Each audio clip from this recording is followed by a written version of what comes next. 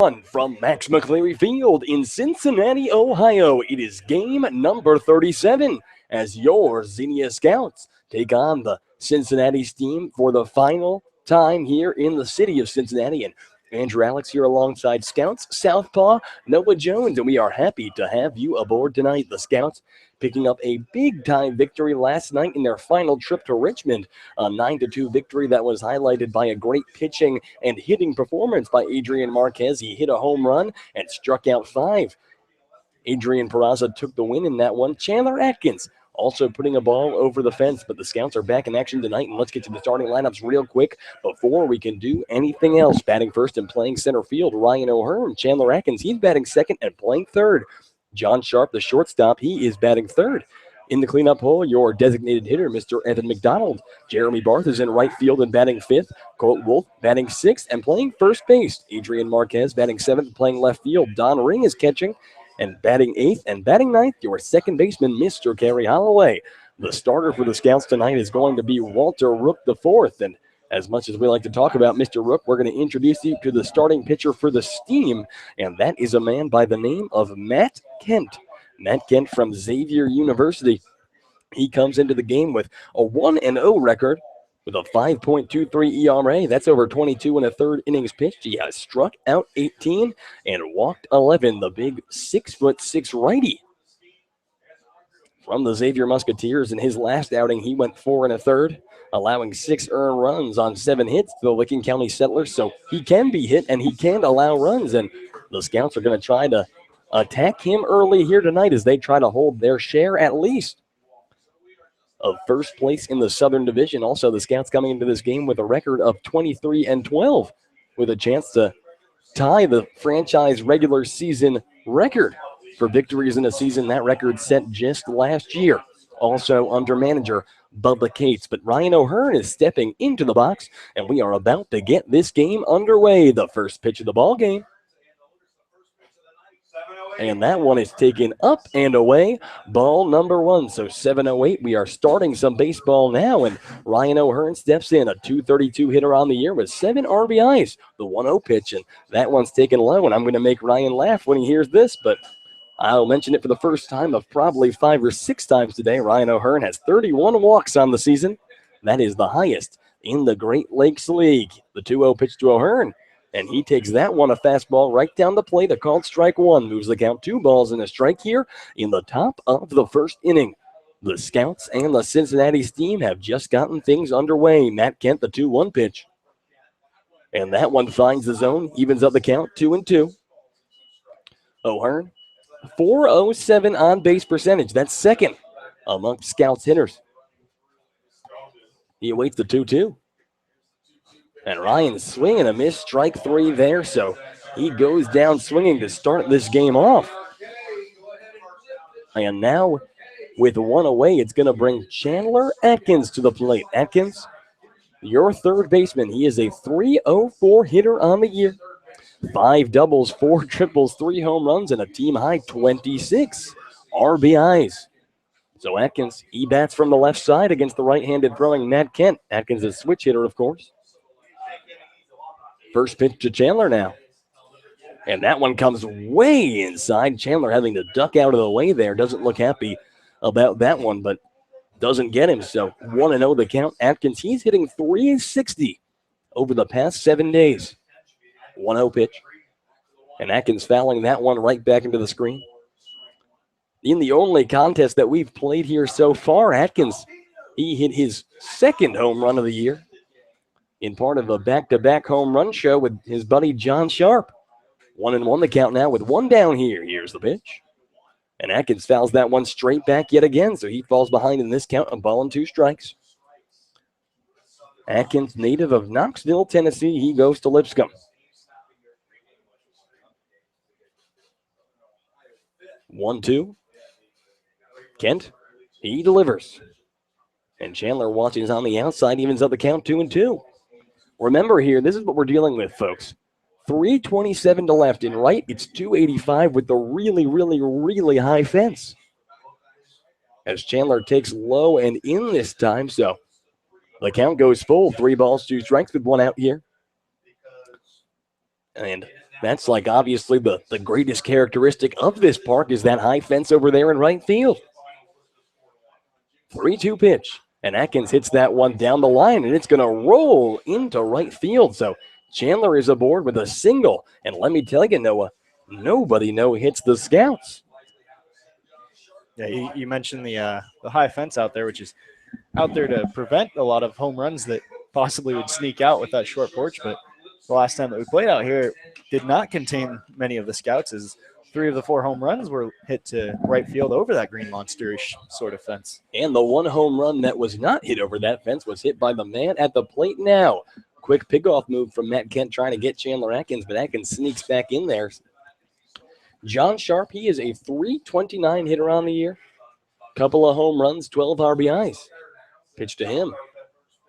Fastball about belt high on the outside part of the plate. In there for a called strike one. It's a runner on first with 1 out here in the top of the first. The Scouts and the Cincinnati team just getting things underway here. The 0-1 pitch. And John takes on the outside this time. That ball just a bit off the plate, evens up the count 1-1. John, he hits from the right side against the right-handed pitcher, Matthew Kent. 1-1 pitch coming now. And John hits that one hard, and that's going to drop in right center field. Chandler's rounding second and heading for third. John is safe with the single, and the Bash brothers of Litscomb with a couple straight hits.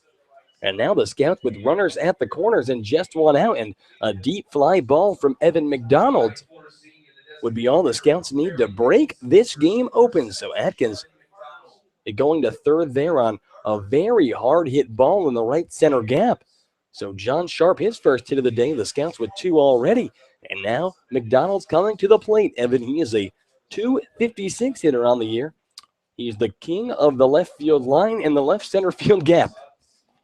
13 doubles is your statistical proof of that. Here's the first pitch to McDonald, and he hacks there. That one's going to go foul over the dugout on the first base side. Yeah, 13 doubles, and probably about 10 of them I'd have to go and say would be in that left center gap or the left field line. So. Oh, yeah. So 0-1 now. John leads from first. Atkins takes a lead at third. And breaking ball taken low and away this time. Evens up the count. 1 ball, 1 strike. McDonald, the designated hitter tonight, he also plays some catcher if you haven't listened to this team play before. And he was selected as an all-star for the Great Lakes Collegiate Baseball League All-Star game that's going to be played in Mason, Ohio at Prasco Park this upcoming Tuesday. So Evan awaits the 1-1 now. Here it comes. And that one's low and away. So Evan going ahead in this count 2-1. McDonald, yesterday, he took an 0-for-4 day. Very uncharacteristic, but 2 days ago, he hit a bomb. So, you win some, you lose some. 2-1 pitched, and here it comes. And that one on the outside. So, Evans ahead in this count, 3 balls and 1 strike.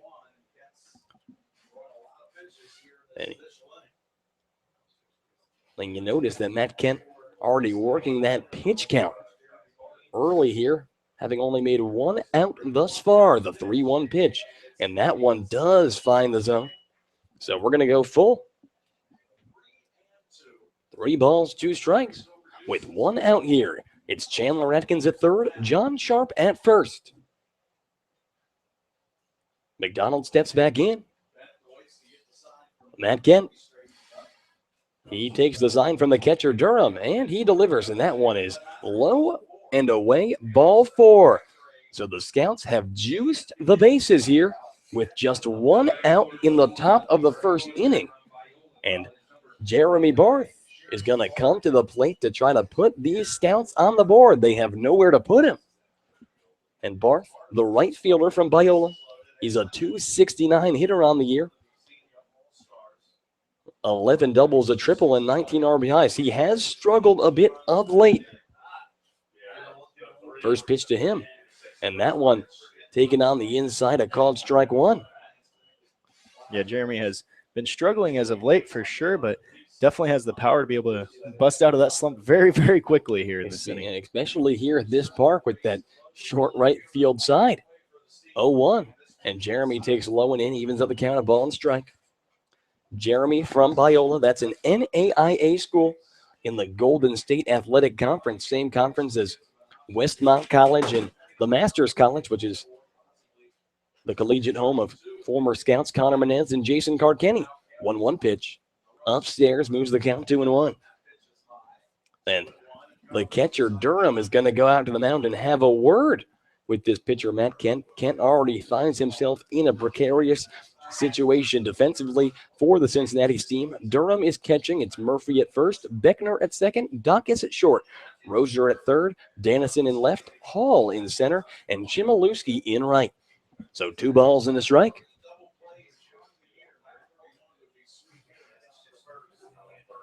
The 2-1 pitch. And that one is going to get past the catcher on the inside, but the runner's not going to advance. A very short foul territory behind the plate, and a very heads-up decision there by Atkins to realize that he didn't have much of a chance there. But let me tell you, folks, 3 balls, 1 strike with the bases loaded here and 1 out, and Matt Kent is going to have to give Jeremy Barth something to hit here because he has nowhere to put him. 3-1, Kent. He looks to the catcher, Kyle Durham. He has what he wants. He sets and delivers.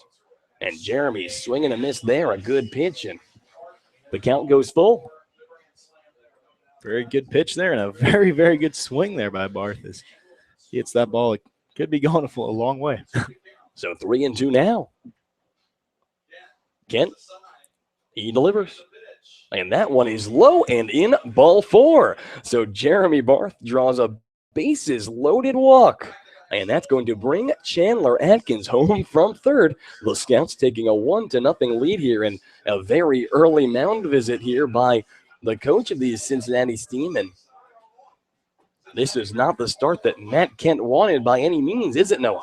Not one bit. As a pitcher, it's kind of frustrating when you just can't find your location early, and it very well could be due to the fact of the mound. I mean, it's kind of a home field thing as the mound is very, very low here compared to a lot of fields. But so it's going to be a lot lower than all the other the mounds in the league. And like, say you're on a road stand for a while, which they very well could have been, and coming back home, it just could be a lot different than what he's used to now. So 1 run comes home, and the Scouts have taken a 1-0 lead here. The base is still loaded, and a couple of guys who have hit home runs at this park are due up. It's Colt Wolf and Adrian Marquez. And Colt steps in. Wolf, a .276 hitter. That's with 8 doubles, a triple, and 3 home runs. He has 16 RBIs to show for it. The first baseman from Calvin College hit a home run a couple days ago. First pitch to Wolf. And that one fastball taken in the zone, a called strike 1.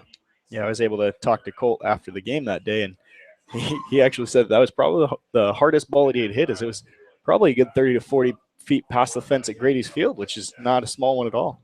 A 1 pitch, and Wolf takes just off the plate, evens up the count. 1 ball, 1 strike here. Colt, over the last week, he is hitting at a .364 mark, so he has gotten hot of late. And the Scouts looking to capitalize with a big inning here. The 1-1 pitch. And Colt, a big swing and a miss. We know where he wanted to put that ball, and let me tell you, folks, it was over the fence. Moves the count 1-2. Wolf from Calvin College set his school record for single-season home runs this past year. Calvin College, a Division III school in the state of Michigan. The 1-2 pitch now. Wolf watches on the outside, evens up the count 2-2. It's John Sharp at third, Evan McDonald at second, and Jeremy Barth at first. 2 balls, 2 strikes the count here with 1 out in the top of the first. The Scouts already leading by a score of 1-0. Matt Kent, he looks to the catcher Durham and delivers. And Wolf swing and the miss, strike 3. So that is out number 2 here. And that's going to bring Adrian Marquez to the plate. So Matt Kent has struck out 2, allowed 2 hits, and walked 2, and 1 run to show for it. And he has an opportunity to get himself out of a Class A jam, a Los Angeles highway-style traffic jam we got here. And Adrian Marquez coming to the plate. He bats from the left side against the righty. Marquez, he hit a home run last time we played here. hit a home run yesterday as well. First pitch at Queso. He loses the bat. That one flies into the netting. A little scare for the fans there. It's going to call for some pine tar. 0-1 now the count. Marquez, he played with the Cincinnati Steam. A couple, or just last year. Not a great season for him, but he has improved vastly. The home run numbers are up. The batting average is up. The strikeout numbers are down. And we saw last night he can pitch a little bit too. Yeah, he very well can. As he was definitely brought in as a two-way guy and somebody who was added in, not necessarily brought in as a two-way guy, but when he knew that we were kind of light on pitchers, he told coach that he would definitely eat up some innings whenever. And as he pitched a little bit for Wright State, and definitely did that last night.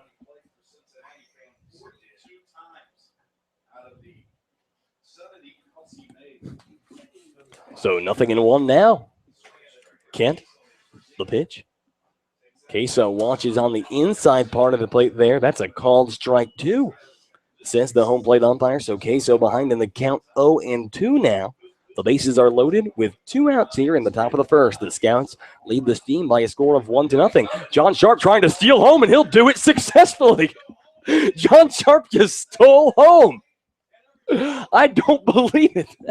And John Sharp looking like Jackie Robinson there or something like that, or Ichiro, or who even does that?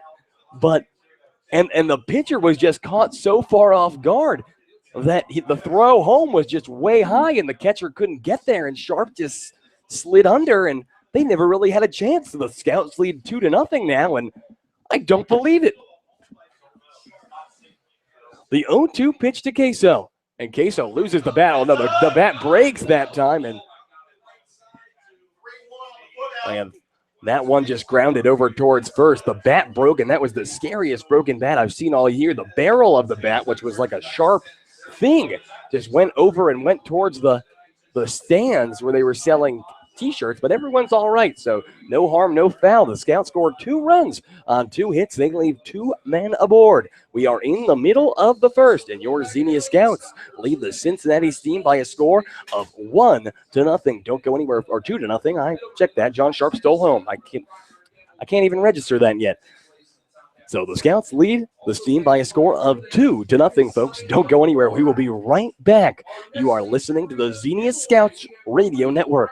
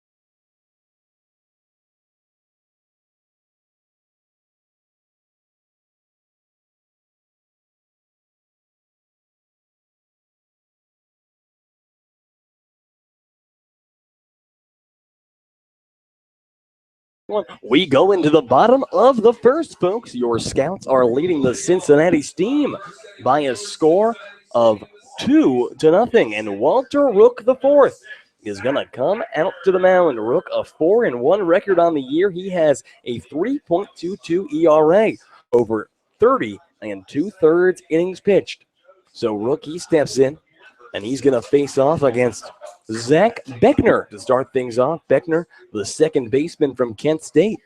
First pitch from Rook, and that one a chopper over towards short on a high bounce. John Sharp can't field it correctly, and that one's going to be an error on the shortstop, John Sharp. Looks like he had it on the backhand, but the issue was on the transfer there, and the ball just popped out. So Zach Beckner is aboard with an error. Yeah, it looked like he was just trying to shovel it to his other hand, make a kind of a quick play as it was a speedy runner and a high chopper. So, but the transfer just did not happen the right way, and now we have a runner on first, nobody out here. So now one on and nobody out. The leadoff man aboard, and it's Kyle Donkus to the plate. Donkus from Wright State University. He's the shortstop, a 241 hitter on the year. That's with 5 doubles, 6 RBIs, and he fouls the first pitch hard right back into the screen, kind of on the right side of the screen. And the count goes 0-1. Donkus, Wright State, obviously that's the same school as Adrian Marquez, Jorge Lozano. And he awaits the 0-1 now. Here's the pitch. And that one fouled right back down into the box. So 0-2 goes the count. Rook, his last time out, was in relief. I believe that was against the Galleon Graders, was it? I believe so. Yeah, he let up a home run in that game. Last team the Scouts lost to 0-2 pitch. And that one taken down and away, moves the count 1 ball, 2 strikes. Rook from Northeast Mississippi Community College. He is signed on to play with Union University. That's a Division II school in his home state of Tennessee this coming spring. So after 1 year of JUCO, he has found a home. And he looks, here's the 1-2 pitch. And that one grounded over towards Shirt. John Sharp throws on over to second for 1. And that's going to get the force. John Sharp making a little bit of revenge on the good defensive play there. Backhanding it and getting the force there at second to get the lead runner, Zach Beckner, out number 1. Donkus is aboard with the fielder's choice.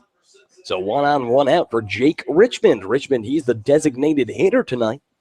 From Northern Kentucky, he's a .330 hitter, 35 RBIs, 9 doubles, 3 triples, and 7 home runs. First pitch, big swing and a miss there from Richmond.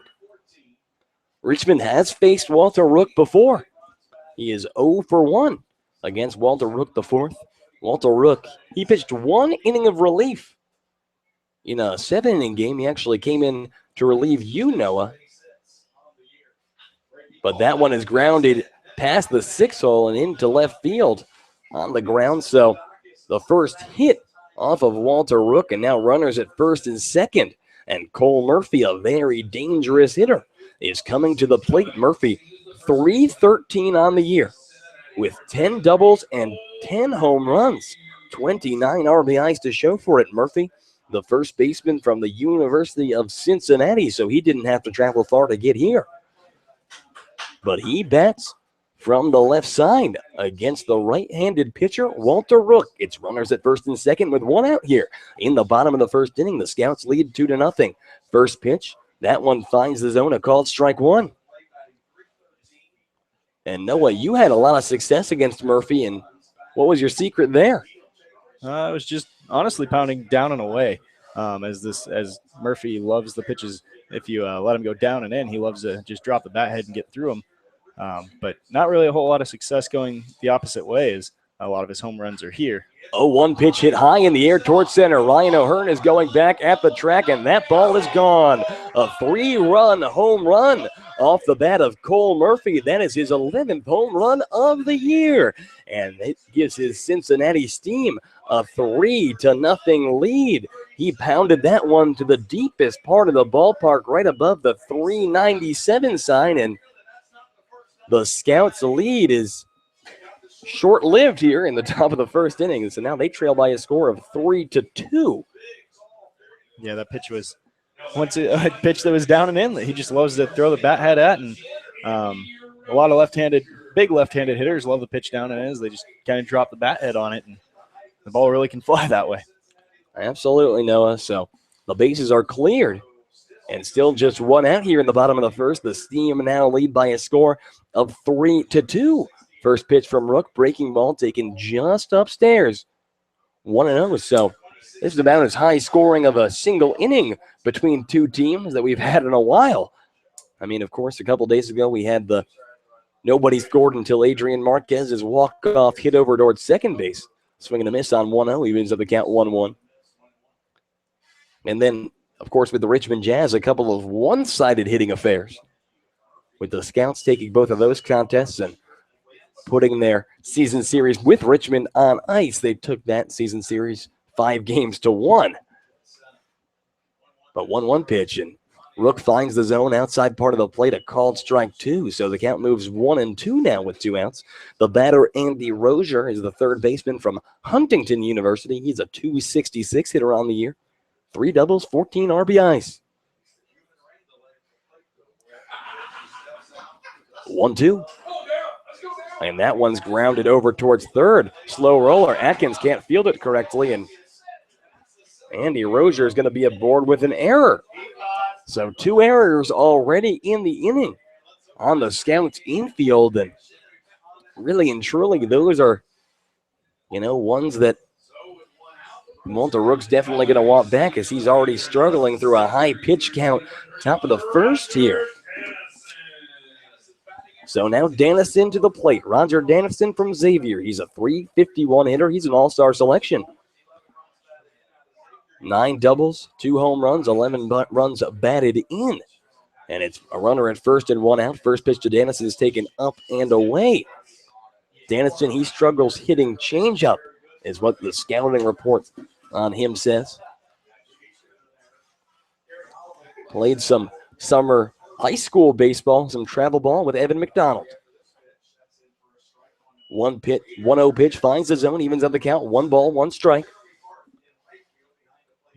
Defensively for the Scouts, it's Wolf at first, Holloway at second, Sharp at short, Atkins at third, Marquez in left, O'Hearn in center, and Jeremy Barth in right. The catcher is Don Ring, and he awaits the 1-1 pitch, which is taken low. Looks like Rook went with the breaking ball there, so he falls behind in the count.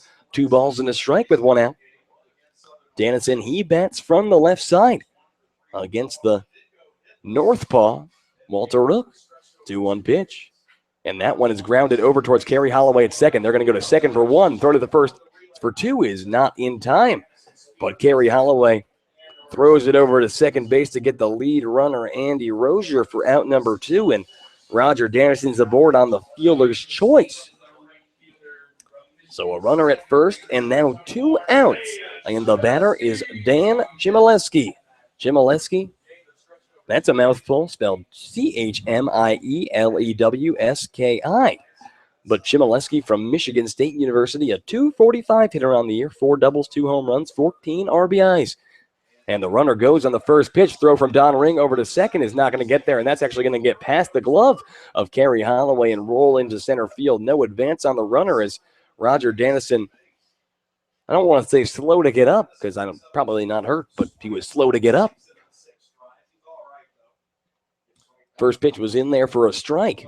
So 0-1 the count, but Roger Dennison moves into scoring position with the stolen base. Yeah, Walter Rook has already gotten 5 ground balls out of the 6 balls that have been put in play today. The 2 errors, the base hit that was just a ground ball through the hole almost, and then the 2 outs. So he's hoping for another one here to try and not let another runner score. And grounder over towards third. That one's going to hit the line and roll into left field. A fair ball. Coming around third to score is Roger Dennison, and heading over towards third is Dan Chmielewski, and he slides in there safely with a triple, an RBI triple off the bat of Dan Chmielewski. Extends the Cincinnati Steam lead to 4-2 now, Noah, and that one literally about as close to the play as you can get. You saw the chalk come off the line. Yeah, once again, just another ground ball. It just found a hole and found a way to just extend this inning. And really and truly, I mean, the couple of errors, this inning should be over for Rook, and quite frankly, it's not. And now he's out there laboring. The Scouts are now trailing 4-2, and he's going to have to try to get out of this one unscathed. Another run just 90 feet away, but his first pitch to Kyle Durham finds the zone, a called strike 1. Durham from Tiffin University. He's a .333 hitter, but in limited work, he's just 9 hits for 27 at-bats. He has a single run batted in to show for it. 0-1. Low and away, evens it up, 1-1. There are 2 outs here in the bottom of the first inning. The score 4-2 in favor of the Cincinnati Steam. The runner at third is Dan Chmielewski. Rook, he looks to the catcher, Donald Ring. The 1-1 pitch. And that one's laced into center field. A base hit. Coming in to score is Chmielewski. An RBI single off the bat of Durham. And the bleeding does not stop here. Noah, you might have to pitch. You good? Probably not, right? I do not think that'll be happening today. And Bubba Cates coming out to the mound. So Coach Cates, he is out there to have a word. Cincinnati has batted through here in the bottom of the first inning. It's the 9-hitter Dallas Hall to the plate coming now. And Walter Rook, he has allowed 3 hits, a triple, a home run, and a single. Or no, 4 hits. 2 singles, yeah. So 4 hits, 2 errors, a couple of fielders' choices to advance them. But Rook just having a tough time early here, and the Steam now leading the Scouts by a score of 5-2. Not too concerning given that we know how this ballpark plays, and it could just be a boxing match. But 5-2 the score now. Dallas Hall to the plate. Hall, a .311 hitter, 14 RBIs. First pitch from Rook. That one finds the zone. A called strike 1. And long relief would be an interesting situation indeed, given who is even available to pitch for the Scouts. I believe that Jacob Chrysler would be available today. Trenton Wood probably would. That ball hit hard down the first base line. A diving Colt Wolf fields it, stands up, steps on first for out number 3. But 5 runs on 4 hits, 2 errors, and 1 man left aboard. We have played 1 inning, and the Cincinnati Steam, they lead the Xenia Scouts by a score of 5-2. Don't go anywhere, folks. We will be right back. You are listening to the Xenia Scouts Radio Network.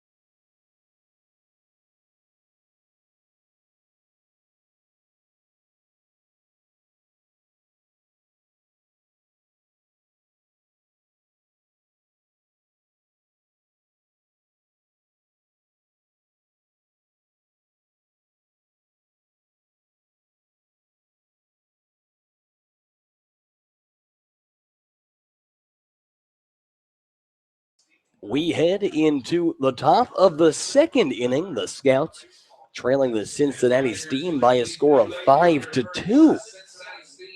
And it's a defensive substitution already for the Steam. The left fielder is now Kate C. Metzger. Metzger from Thomas More College. He replaces Roger Dennison, who stole a base, and he did come up slowly, and I thought he wasn't hurt, but apparently that's not the case. Yeah, it seemed like maybe the tag got laid onto his helmet and might have just rattled him a little bit. So pulled him maybe a little possible concussion symptoms. We're not really completely sure, but we can just speculate. All we can do is speculate from this point. But the Scouts loaded the bases and got 2 runs out of it in the top of the first, but a rough home half of the first allowed Cincinnati to bat through the order and put 5 runs on the board. But Donald Rings to the plate. He takes a first pitch low, and the second pitch finds the zone, evens up the count, 1 ball, 1 strike. It's Donald Ring, Kerry Holloway, and Ryan O'Hearn due up in the inning. Ring, 220 on the year, 7 doubles, 6 RBIs, and he watches low and in, moves the count, 2 balls, 1 strike. The Scouts managed 2 hits and 2 walks. In the top of the first, Ring, he bats from the left side against the righty, and he takes a big hack there, fouling it back over the dugout on the third base side. Evens the count up, 2 balls, 2 strikes here. Donald, he's catching this evening, just finished up his freshman year with the Hillsdale Chargers. But he has been hot of late. In the past 4 games he's played, he's hit at a .333 mark. And he calls time.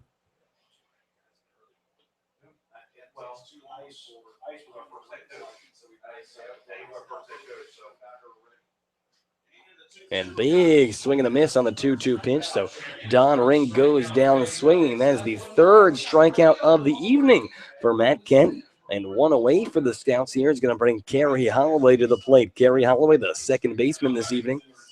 He's from Andrew College. He hits at a .260 mark on the year. That's with a couple of doubles and 6 RBIs. Kerry, he's been hot of late as well, hitting .313 over the last week. First pitch, called strike outside part of the plate.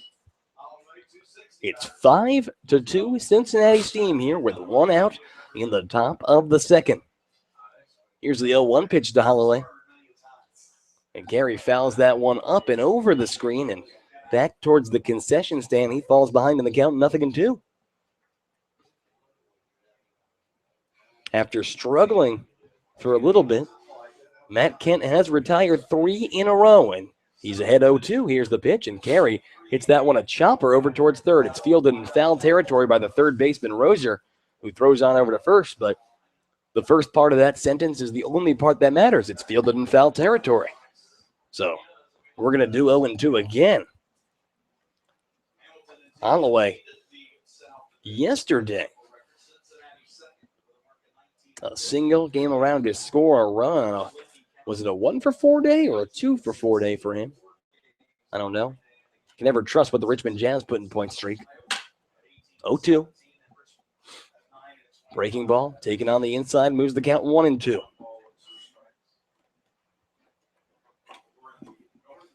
Ryan O'Hearn awaits on deck. And Gary Holloway awaits the 1-2 pitch, and he grounds that one very slowly, but it's going to spin foul on the third baseline. Holloway hoping he could find himself a bit of an infield hit there, but the ball bounces to the left. And we're going to do 1-2 all over again. 1 ball, 2 strikes with 1 out here in the top of the second. And the Scouts trying to claw their way back into this one in a game that we hope to be like a boxing match kind of game. And with the Scouts' power and the dimensions of this field, it's very possible. Carey fouls 1-2 down the third baseline yet again. Number of teams in action tonight, and we're going to try to keep you updated. The Scouts, remember, they're in first place, tied with the Hamilton Joes, and as we go down the stretch, every pitch matters here. And remember, you can catch them all here on the Xenia Scouts Radio Network. 1-2. Carey watches low and away. Other games in progress right now. Licking County, 1-0 lead over Richmond. Southern Ohio, 2-1 lead over Hamilton. That's nice. That's what we need. Gallion and Irish Hills tied. That game doesn't matter. But Carey rips that one into shallow right field, and that one's going to drop in front of the right fielder, Chmielewski, a base hit. So the third hit of the day for the Scouts, first hit of the day for Holloway. And it's back to the top of the order now for Xenia with Ryan O'Hearn coming to the plate. Ryan, his first time up, he went down swinging. O'Hearn from Hillsdale College.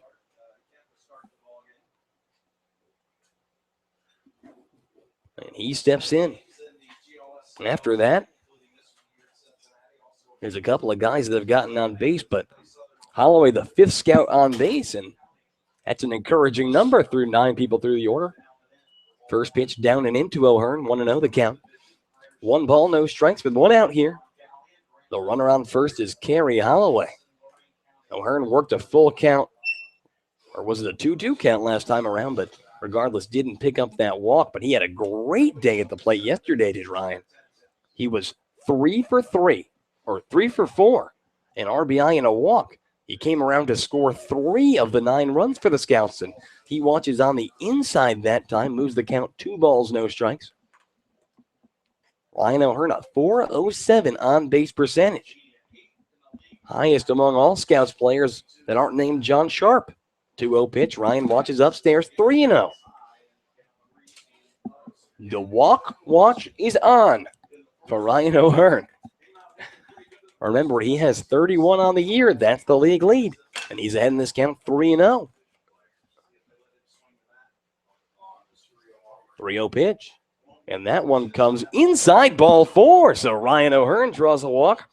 He promised me 3 before the game, and he's 1/3 of the way there here in the second inning. And the Scouts have runners on first and second with 1 out now, and Chandler Atkins is going to come to the plate. Atkins, he singled his first time up, came around to score the first run of this ball game.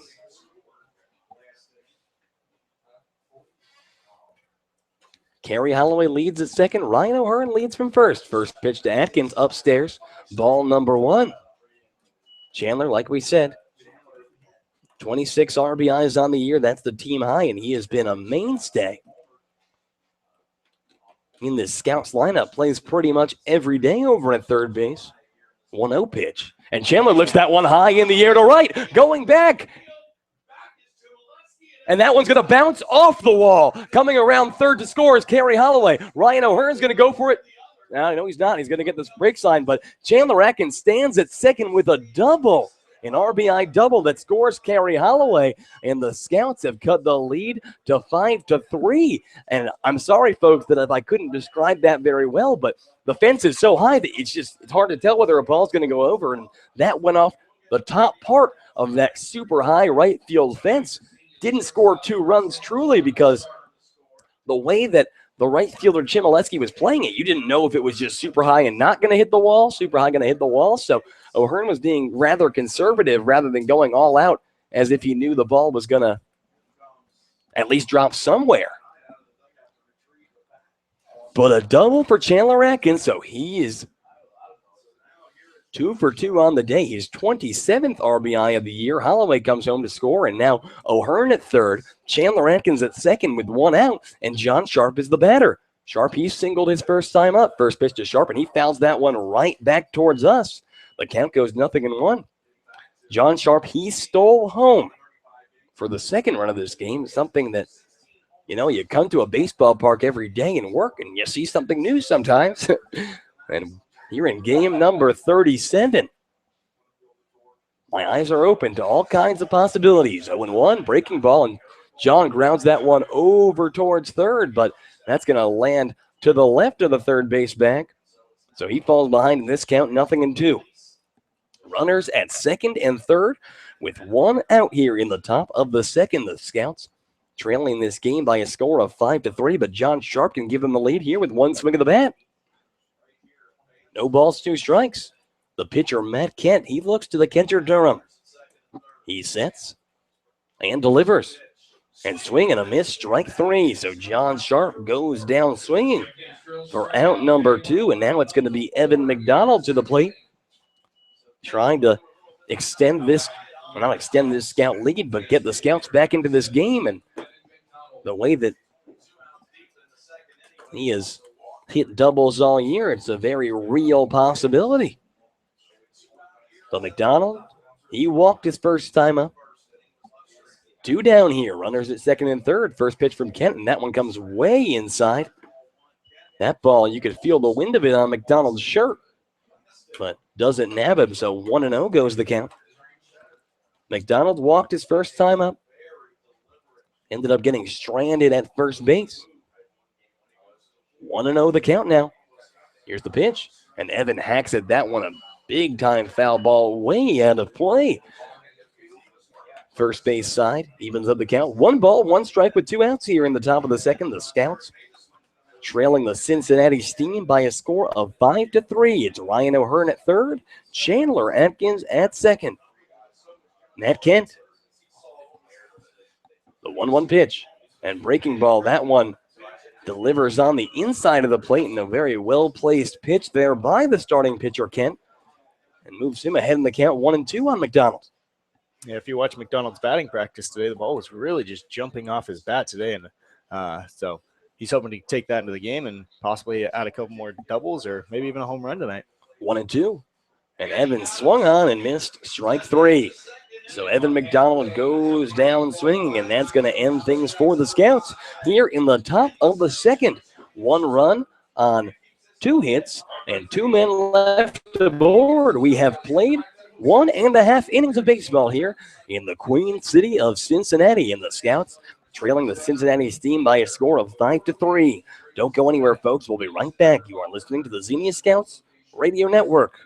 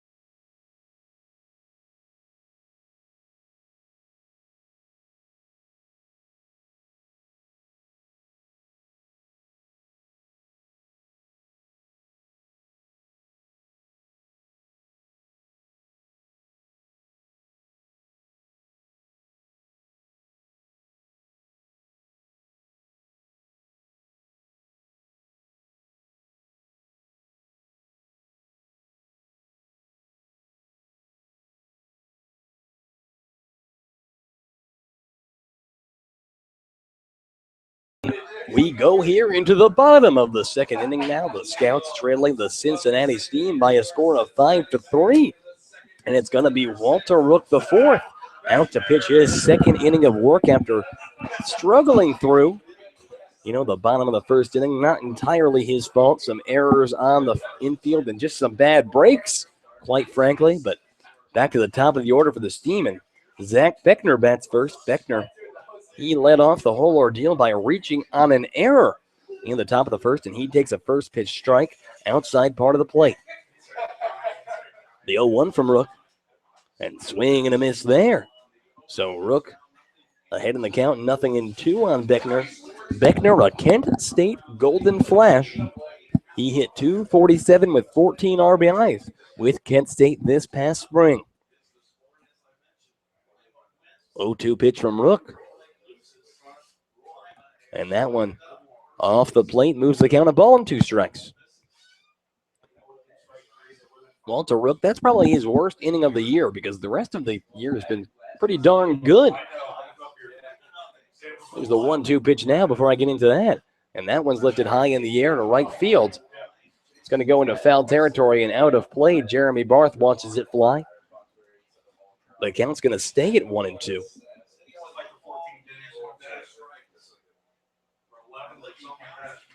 Beckner, 304 on the year here. 9 doubles, a home run, and 12 RBIs. 1-2 pitch. Here it comes. And swing and a miss. Strike 3. He got him. Walter Rook gets Zach Beckner swinging. His first strikeout of the day and out number 1 here in the bottom of the second inning. And that's going to bring Kyle Dacus to the plate. Dacus, he reached on a fielder's choice his first time up, came around to score, so mark him down as 0 for 1 of the day. Dacus, the shortstop from Wright State University. He hits from the right side against the righty Walter Rook. First pitch from Rook here. And that one, a chopper over towards third. Fielding in foul territory, says the umpire. So the count moves 0-1. Rook, like we said, heading to Union University this fall. Union University, the home of former Chugiak Eagle River Chinook. That's the Athletes in Action team in Alaska. He played an all-star from their 2015 team, Teddy Christie. And Teddy Christie playing in the Coastal Plains League right now. But let me tell you, Christie, a great player. And I think Rook can learn a lot from him. A couple of righties. Here's the 0-1 pitch. And Rook delivers upstairs, taken all the way there by Beckner. Count evens up, a ball and a strike here with 1 out. Dacus Awaits the 1-1 pitch, and that one is lifted over the glove of Colt Wolf, who's jumping, and that's going to drop into right field. Heading over to second base is Kyle Dacus, and he's going to get there standing. So just a little cheapo double off the bat of Kyle Dacus puts a runner in scoring position with one out here in the bottom of the second, an inning where the Scouts desperately are trying to put up a 0 here, Noah.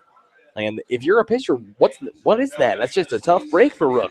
Yeah, it's just an unfortunate break. Is that ball wasn't necessarily hit hard. It was just almost flared off the end of the bat and a few inches of possibly going foul, but does not do that. And instead, it's almost a free double for the hitter. And it's an unfortunate start of this inning for Walter Rook. And that's just baseball for you folks. But now it's going to bring Jake Richmond to the plate in the heart of this Cincinnati order. Richmond singled his first time up, came around to score. A runner at second with one out here. Rook looks back, and time is called there as Richmond did not like how long Walter Rook was taking. We are here in the bottom of the second inning. Scouts trailing the Steam by a score of 5-3. The bats have already been flaring through the first inning and a half. Rook looks back to second. Now he looks to Don Ring. First pitch swung on and missed by Richmond. Richmond, a .330 hitter on the year. 9 doubles, 3 triples, 7 home runs, 35 RBIs. 35 RBIs, that's got to be up there in the league. Jake Richmond, sounds like Richmond Jazz. 2009 All-American City. 0-1 pitch. Rook delivers on the outside, evens it up 1-1.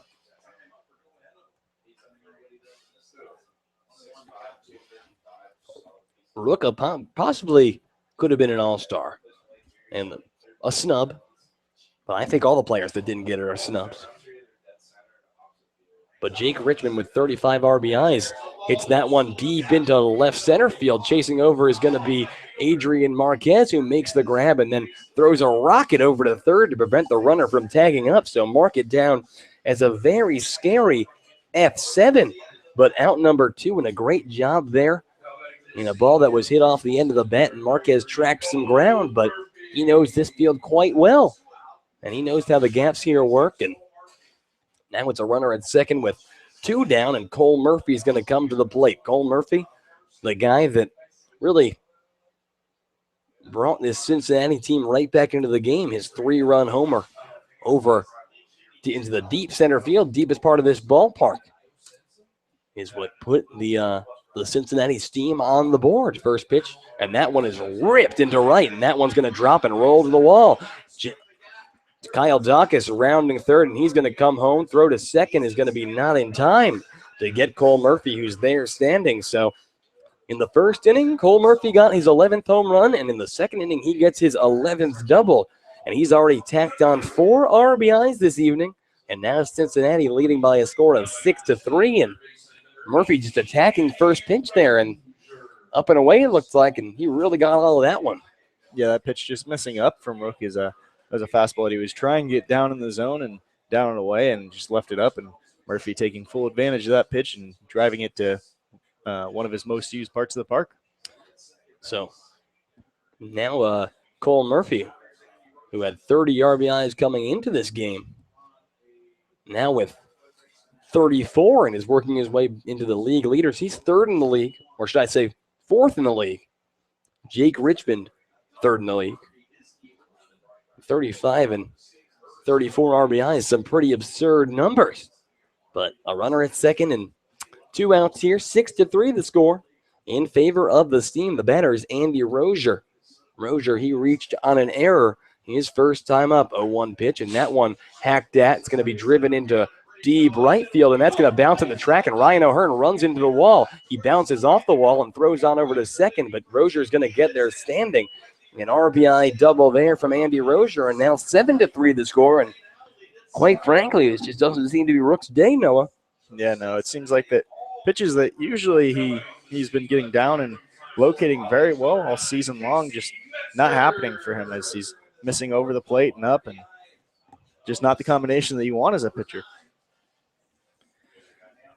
So now it's going to be Casey Metzger coming to the plate. Metzger, he replaced Roger Dannison in left in the top of the second inning after Dannison seemed to have gotten injured in some way, shape, or form. Metzger.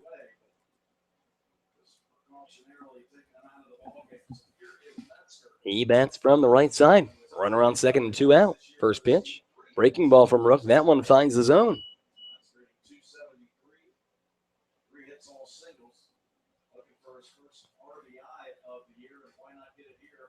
Metzger looking for his first RBI of the year. He's from Thomas More College. And Rook gets him on an inside pitch, pops up back. Don Ring playing in foul territory, got in front of it, but then jumps back and makes the grab for out number 3. So a bit of a scare there, but that's going to end things for the Scouts here in the bottom of the second. It's 2 runs on 3 hits and 1 man left aboard. We have played 2, and the Steam lead the Scouts by a score of 7-3. Don't go anywhere, folks. We will be right back. You are listening to the Xenia Scouts Radio Network.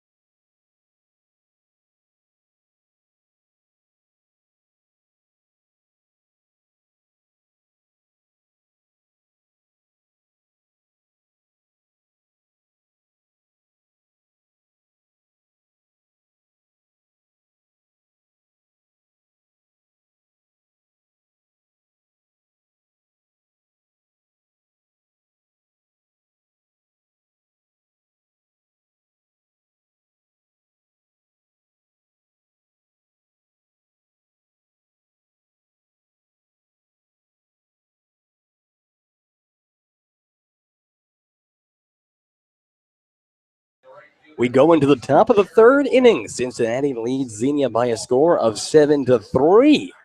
And Jeremy Barth going to step in to lead things off for the Scouts here. Barth, he walked his first time up, and he hacks at first pitch, fouls that one hard out of play on the left field side. Jeremy, his walk was with the bases loaded, so a very important walk that he drew there, and that scored the first run of the game, but all we've seen is runs since then. 0-1 pitch, Jeremy takes low and in, so that moves the count of ball and a strike. 1-1 pitch. Jeremy takes a called strike 2, moves the count 1-2. The Scouts put up 2 runs in the top of the first and 1 run in the top of the second, but it was 5 in the bottom of the first and 2 in the bottom of the second for the Steam as Barth fouls the 1-2 pitch back into the plate. We're going to do 1-2 all over again. It's Jeremy Barth, Colton Wolf, and Adrian Marquez. You do it the right way, and that's 3 runs on 3 swings. It's very possible. Very much is. Actually, the last time that we played here, Wolf and Marquez went back-to-back, so no reason that they couldn't again. They couldn't go back to back to back. The 1-2 pitch coming now. And that's in there for a call. Strike 3. And Jeremy Barth, I didn't really see how close that pitch was, but a very enthusiastic umpire to say the least on that call. So now it's going to be Colt Wolf to the plate. Wolf, he went down swinging. His first time up. Breaking ball, and Wolf swings and misses there. Falling behind in the count, 0-1. 6 strikeouts on the day for Matt Kent. And he puts a called strike 2 in there. Colt Wolf, like we said, 3 home runs on the year, 16 RBIs. And he holds off on a ball in the dirt.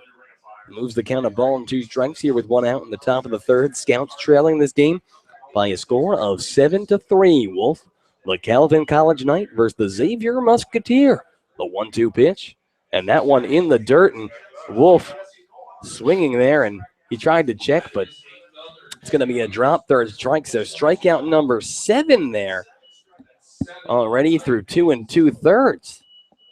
And talk about an interesting outing where, we thought that perhaps it was going to be this pitcher, Matt Kent, getting pulled in the top of the first, but here we are in the top of the third.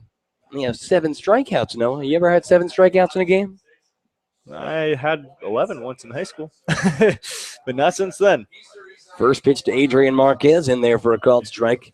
Queso, he had a pretty interesting at-bat his first time up with a broken bat weapon going out of play on the first base side, but he takes a first pitch strike, and that one, did that get a piece of him? I did not. He looks like he just danced out of the way of that.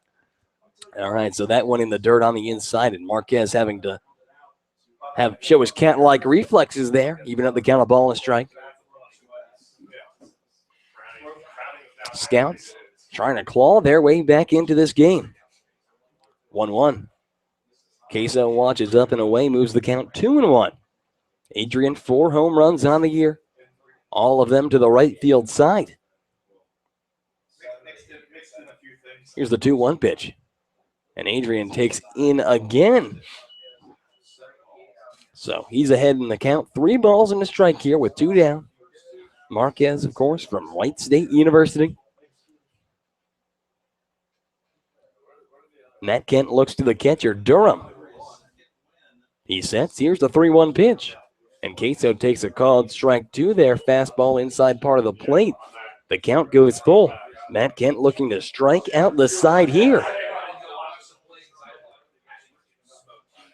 3 balls, 2 strikes with 2 outs. Here's the pitch. And that one's low and in, ball 4. So Adrian Marquez draws a 2-out walk. And now the Scouts with 1 on and 2 away. It's going to bring Don Ring to the plate. Ring, his first time up, he went down swinging. And talk about just an interesting outing numbers-wise, Noah. Through 2 2/3, this guy has struck out 7, which means that he has struck out all but 1 of the outs that he has made. He has walked 4 and let up 5 hits. First pitch comes way on the inside to Don Ring. Yeah, it almost seems like that he's either executing pitches very well or not at all. Makes it interesting here. Marquez takes his lead at first. We saw him steal a couple of bases yesterday, and he's definitely a threat, and here he goes. The hit and run was on, but Don fouling that one way out of play, and Adrian had a great jump there, but as that goes out of play down the third base line, it's going to even the count up 1-1.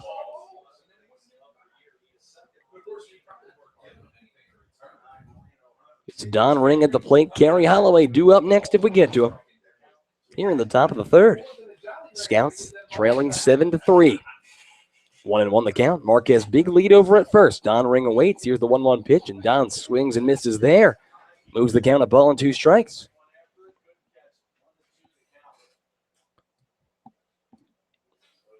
And Kent just blowing it past him on an upstairs fastball. Couldn't get to it, so 1-2 the count now. Marquez leads. Here's the pitch. And Don takes that one in there for a called strike 3.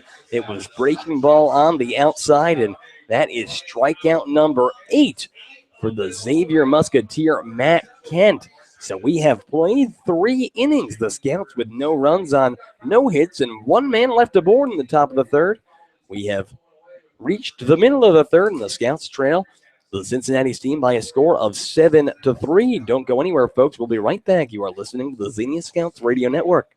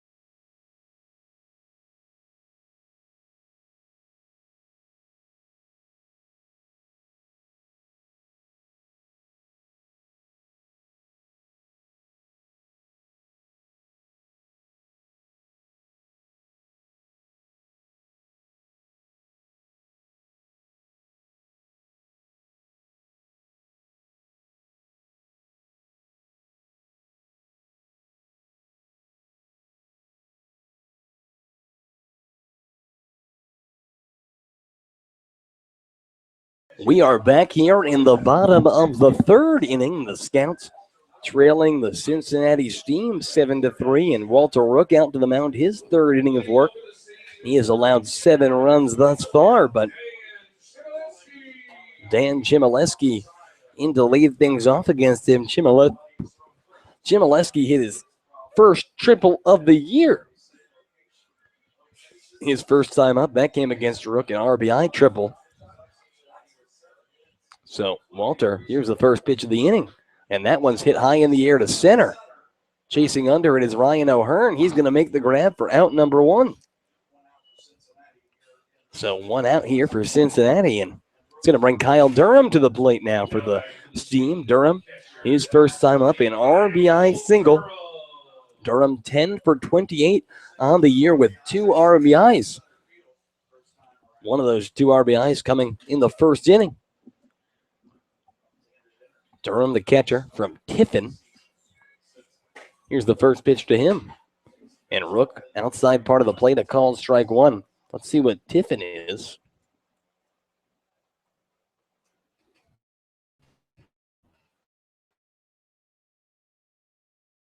All the information up.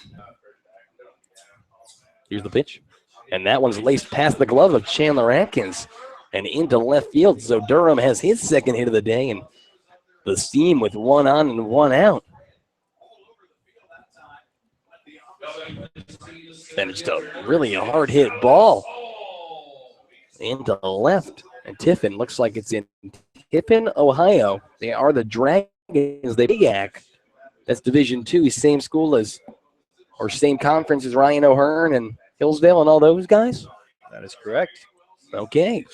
So the guy from the GLIAC is on first, and now the batter's Dallas Hall. Dallas Hall takes first pitch, low and away, almost gets past the glove of Don Ring, but Ring gets there in time, prevents Kyle Durham from advancing.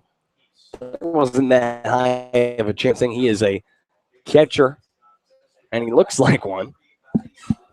But 1-0 the count now.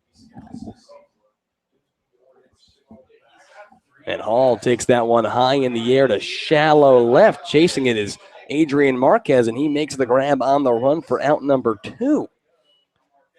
Marquez had to track some ground there, but he got there. A very shallow hit, a very not hard hit ball into the left, but now 2 away and 1 on, and Walter Rook with the opportunity to put up his first scoreless inning of the game, and it's going to be Zach Beckner that he's going to have to get back to the top of the order here for the Cincinnati Steam. Beckner, he's 0 for 2 on the day. He has reached on an error and struck out, but Beckner batting for the 3rd time in 3 innings. It's not what you like to hear as a pitcher. Yeah, that's not what you like to hear. First pitch to Beckner. Check swing. Did he go? Yes. So Rook gets him to go, and a ball in the dirt. The count 0-1 now with 2 away. Walter Rook has 1 strikeout. It came to Beckner, who's the Kent State Golden Flash. Rook looks to Don Ring. Here's the 0-1. And that one delivers on the inside. Evens is up 1 ball, 1 strike here in the bottom of the 3rd. There are 2 down and 1 on. The Scouts trailing this game by a score of 7-3. Rook looks to Ring. Durham takes the lead over at first. He delivers. And Walter finds the zone that time. He moves the count 1 ball, 2 strikes.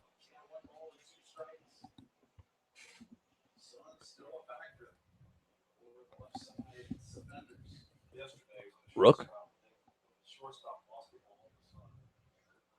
He looks to Ring ahead in the count. 1 ball, 2 strikes with 2 outs. He sets and delivers. And that one's grounded right back to Walter Rook, who's going to take a few steps towards first. Underhand toss over to first for out number 3. So no runs on 1 hit and 1 man left aboard. We have played 3, and the Scouts trail this game by a score of 7-3. Don't go anywhere, folks. We will be right back. You are listening to the Xenia Scouts Radio Network.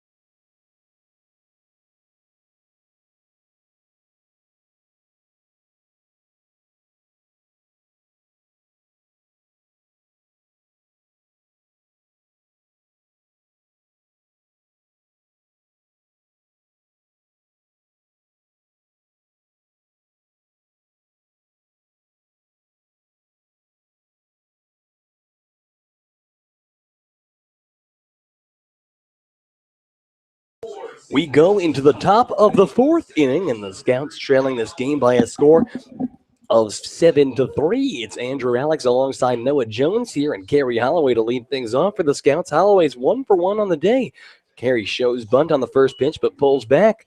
But that one finds the zone, a called strike one. The pitcher, Matt Kent, he has struck out 8 through the first 3 innings pitched, allowing 3 runs, walking 4, allowing 4 hits. It's a weird outing thus far, but Kent goes breaking ball on 0-1, and that one taken on the outside moves the count of ball and a strike. It's Holloway, O'Hearn, and Atkins due up here in the top of the fourth. 1-1 pitch and carry.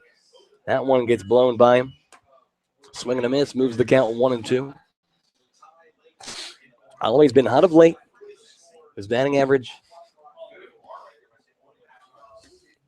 has always lingered decently, but Carey just gets the top of the bat and on that one as he grounds that one down the first base side, foul.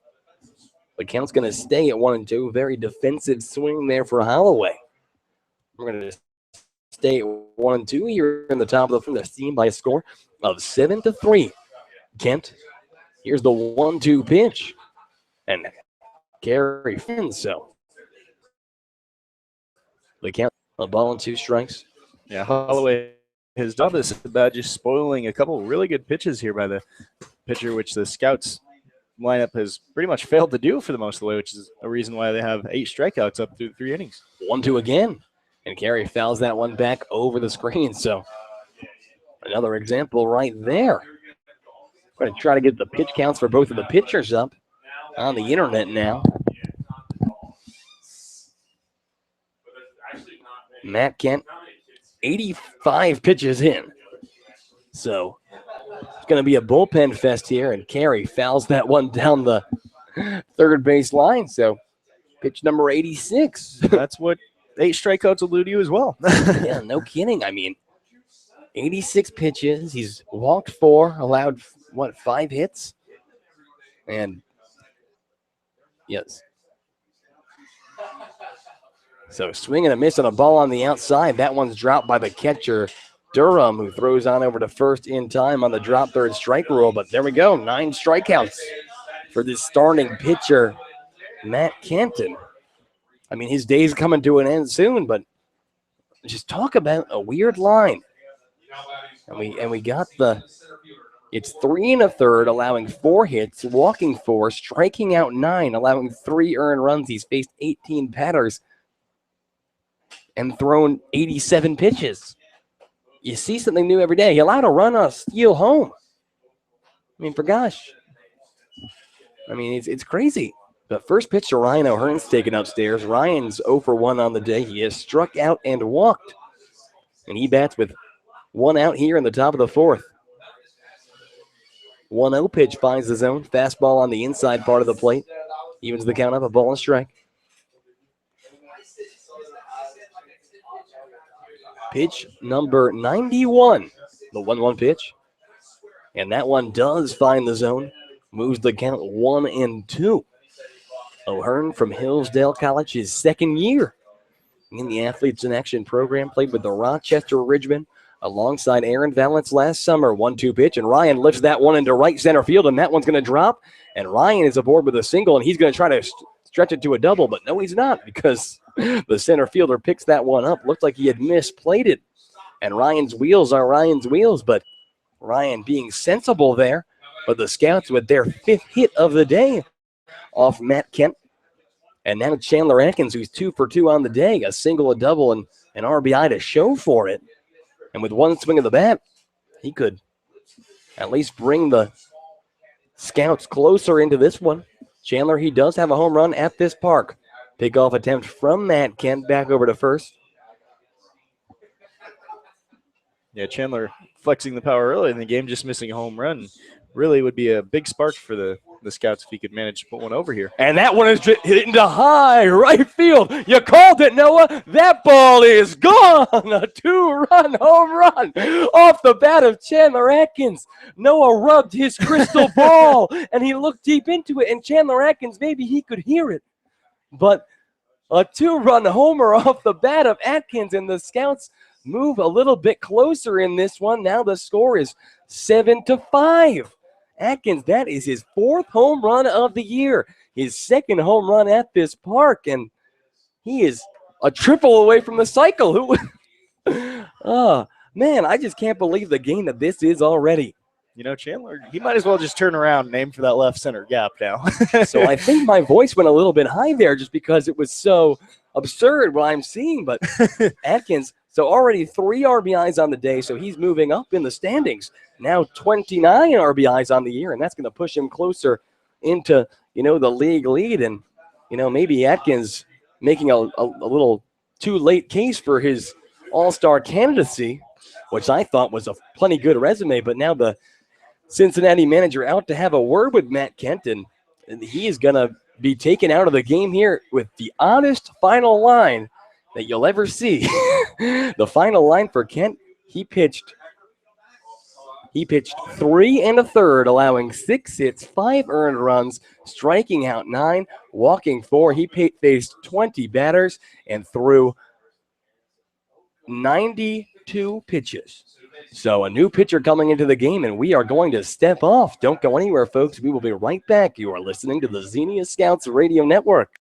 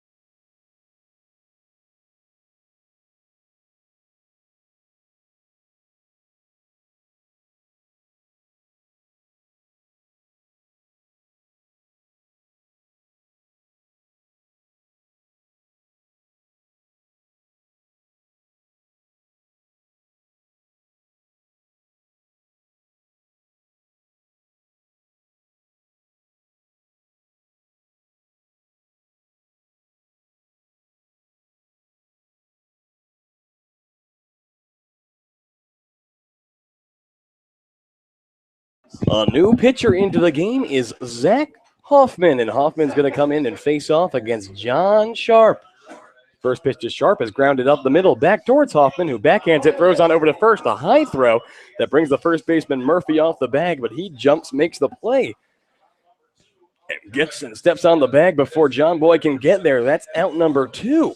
So now 2 away. The first out made by Hoffman. Mark it down as a 3-1. Round out, the Scouts trailing this game by a score of 7-5. It was a 2-run home run off the bat of Chandler Atkins that have given the Scouts new life in this contest.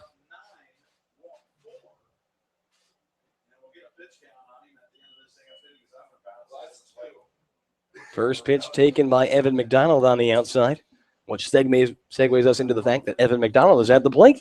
McDonald, he is 0 for 1 on the day, struck out his last time up. He walked back in the first. Here in the 4th inning, the Scouts are coming to the plate for the 3rd time. And it's going to be the 3rd time through as well for the Steam. But that one gets Evan McDonald in the knee, and he limps on over to first. So the Scouts with a man aboard. And Evan gets hit by a pitch. I believe he is the team leader in hit by pitch, and I can get you that officially in 1 second, but I think it's like far and away that Evan gets hit the most. And that is a fact. That is Evan's 6th hit by pitch of the season. The next closest Scout has 3, but I guess, and he is limping there, and hopefully he's all right, kind of run it off. And at least on the bright side for him, that he doesn't have to catch. So if that got him in the knee, at least the knee is not going to be irritated all throughout the home half of the inning. But now it's Jeremy Barth to the plate, and Jeremy Barth, who has a lot of power to right field, represents the tying run in this ball game. Jeremy is 0 for 1 on the day. He went down looking his last time up, and McDonald is just stretching there, and we're going to see if he is good to go. And he's taking a lead over at first.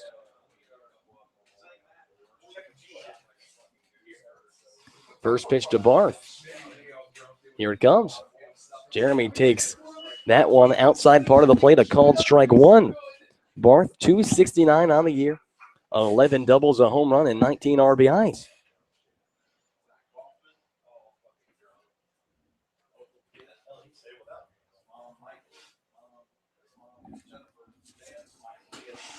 Zach Hoffman, the pitcher from Miami University of Ohio.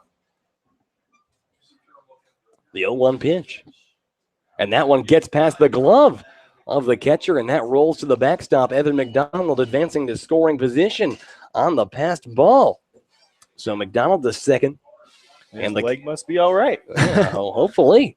1 ball, 1 strike here with 2 outs here in the top of the 4th inning. 7-5 the score in favor of the Cincinnati Steam. 1-1 the count. Here's the pitch. And Jeremy takes that one on the inside part of the plate for a called strike.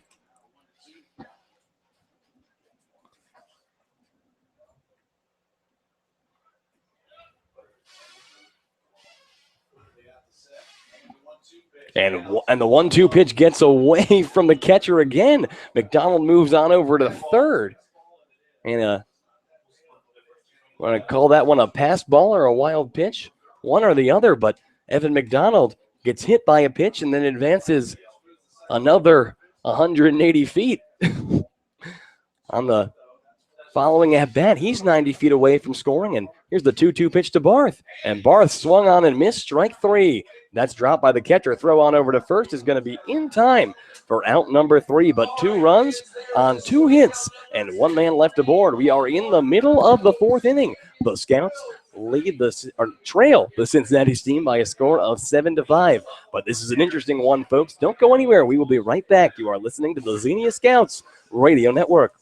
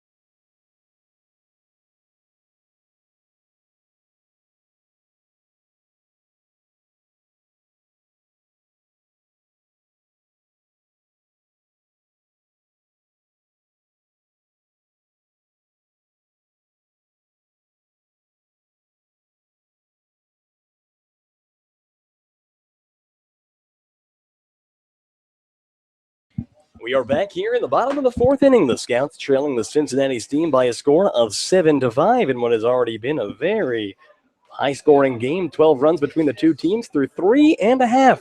First pitch from Walter Rook, who's back out. Finds the zone, a called strike. The batter is Kyle Dacus.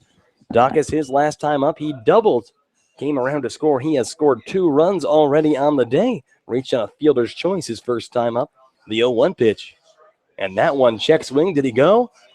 Cha. The count goes 0-2. It's Andrew Alix and Noah Jones here. Walter Rook, who allowed a 5 spot in the bottom of the first, getting into a little bit more of a groove here after throwing a scoreless bottom of the third. And he's trying to keep his scouts into this game. The starting pitcher on the other side has already been pulled. 1 ball, 2 strikes the count. Rookie sets, delivers, and that one is a slow roller, but they're going to say that bounced in front of the plate before anything else happens. So the count's going to stay 1-2. Kyle Dacus from Wright State. Wright State Raider, obviously. That's Adrian Marquez, Jorge Lozano. Wright State hiring from within their new coach, Coach Durham. Now the manager. And breaking ball, that one's hit on the ground over to first. Colt Wolf fields it on 1 hop, steps on first in time for out number 1. Mark it down as a 3 unassisted in your books, folks. And now with 1 away, Jake Richmond's going to step up. Richmond from Northern Kentucky University. 330 on the year. That's with 9 doubles, 3 triples, 7 RBIs.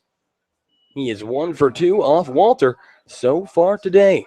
And Richmond with 35 RBIs, that's 3rd in the league. He takes first pitch, fouls it right back into the screen. The count goes 0-1.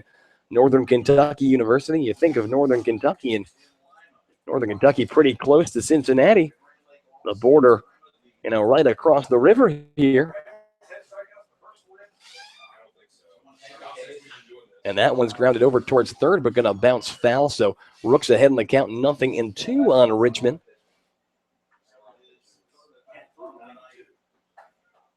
NKU, that's a Division I school. They play in the Atlantic Sun Conference. Same conference as Lipscomb Bison. 0-2 pitch. And that one's fouled towards the first base side again. See if we can get the pitch count on Rook. And Walter is 56 pitches in. That is a lot better than the other guy was doing with 1 out in the third. Here's the 0-2 pitch from Walter again. And swung on and missed. Strike 3. He got him. Walter Rook strikes out Jake Richmond for out number 2 in the inning. That's Walter's 2nd strikeout of the day. And out number 2 here in the bottom of the 4th. And it's going to bring the guy that has really won the first couple of matchups with Walter Rook and really won them decisively. Cole Murphy is stepping up to the plate. Murphy, his first time up, a 3-run home run. His second time up, an RBI double. So 4 RBIs on the day for Murphy, and a big out here for Walter Rook, both from a game standpoint, where this guy can obviously put another run on the board with 1 swing of the bat, but he lines that one right into the glove of Kerry Holloway, and they're going to say he caught that one on the fly. So that is out number 3. No runs on no hits and nobody left aboard. A 1-2-3 inning for Walter Rook. We have played 4. The Scouts trail the Cincinnati Steam by a score of 7-5. Don't go anywhere, folks. We will be right back. You are listening to the Xenia Scouts Radio Network.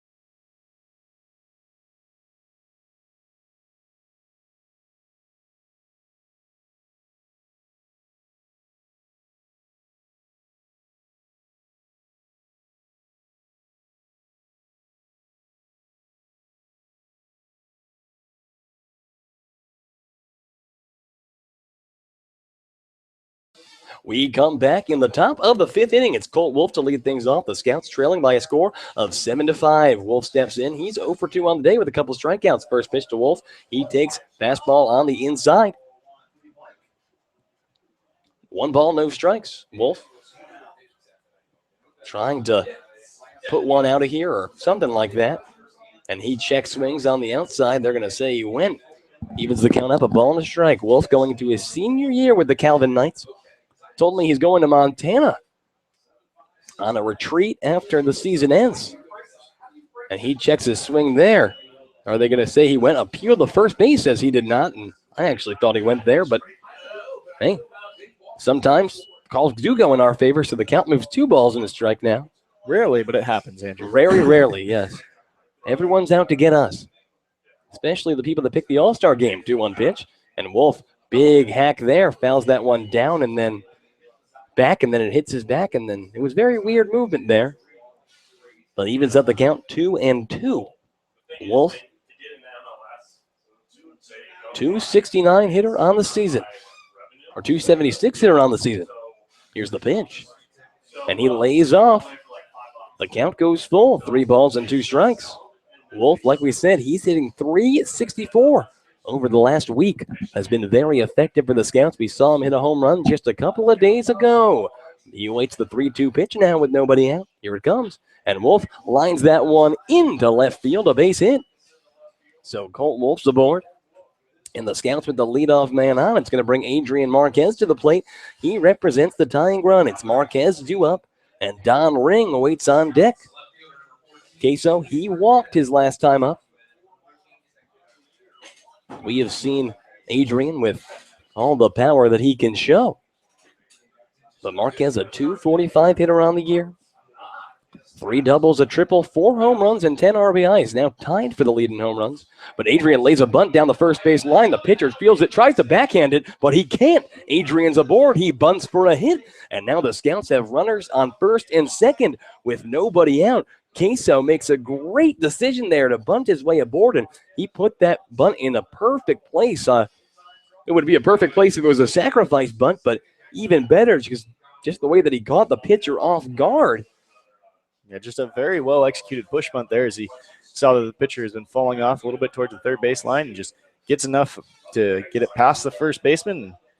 Second baseman obviously playing deep for double play ball. Runners at first and second. Don Ring up to the plate, and the throwback to try to get Colt Wolf after Don Ring lays off after showing bunt. Colt Wolf was way over, and he really and truly almost got caught on the throwback to second, but he does not. Good thing.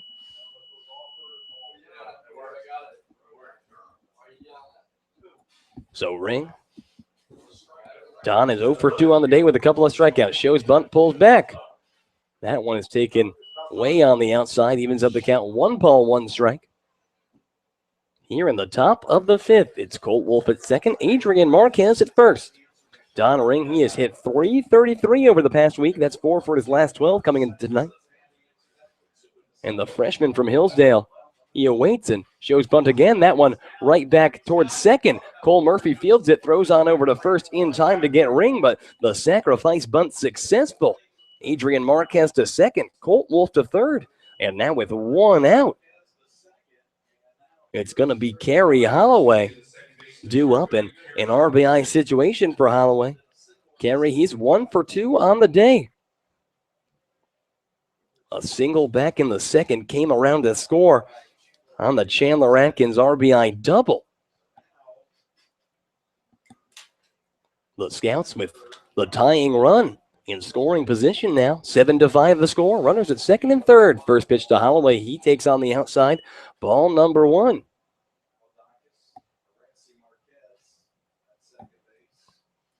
Marquez with speed in scoring position at second base. Anything in the gap could probably bring Queso home, but Kerry swings and misses at the 1-0 pitch. Evens up the count. 1 ball, 1 strike with 1 out here in the top of the 5th. The Scouts trailing the Cincinnati Steam by a score of 7-5. The 1-1 pitch. Breaking ball way on the outside. Moves the count 2-1. Yeah, Holloway hitting here with the tying run on second, so just 1 good swing of the bat, and it very well could be a brand new ball game, and Walter Rook could be not only off the hook for a loss, but could very well be pitching for another win. Very true. And Walter coming into the game with a record of 4-1. A win here would tie him for the league leading wins if he could get it. 2-1 pitch, and Carey rips that one into right field. A slice shot into right. Coming home to score is Colt Wolf. Marquez is going to stay at third, but an RBI single off the bat of Carey Holloway brings the Scouts within 1. The score now 7-6, and it's back to the top of the order with Ryan O'Hearn at the plate. Runners at the corners. Ryan, he singled his last time up. He's 1 for 2 on the day. A single, a strikeout, and a walk. Chandler Atkins, who is a triple away from the cycle, awaits on deck.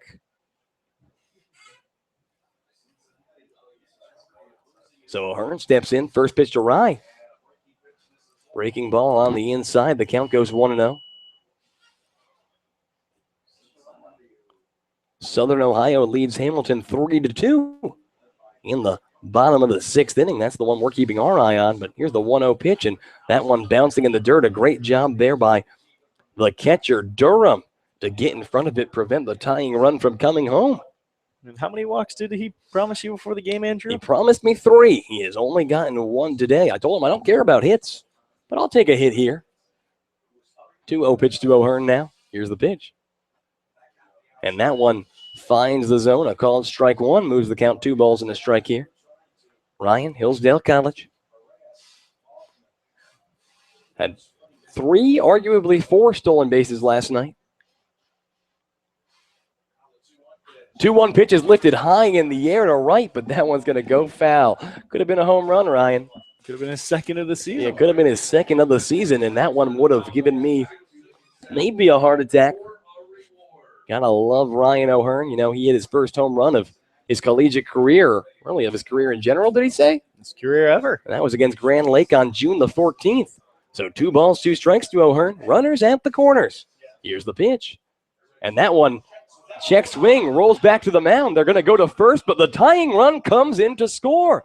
A check swing brings home Adrian Marquez. O'Hearn's out on the 1-3. But the Scouts have tied this ball game up. And Walter Rook now off the hook. And Carey Holloway advancing over to second.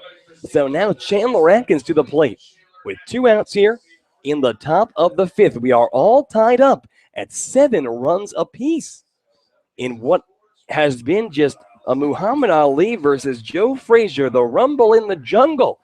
Just you punch me, I punch you kind of thing going. I actually believe, Andrew, that ball might have hit off the knob there off of Ryan O'Hearn. And so a little bit of a fortunate break as the ball. And that's why we play fungo golf. First pitch to Atkins. That one's taken low and away, ball 1. Atkins, a single in the first, a double in the second, a home run in the 4th. You know what a triple is. That's the cycle. He has 4 of them already this year. That's true. 1-0 pitch. And that one in the dirt. Carey Holloway is going to head on over to third.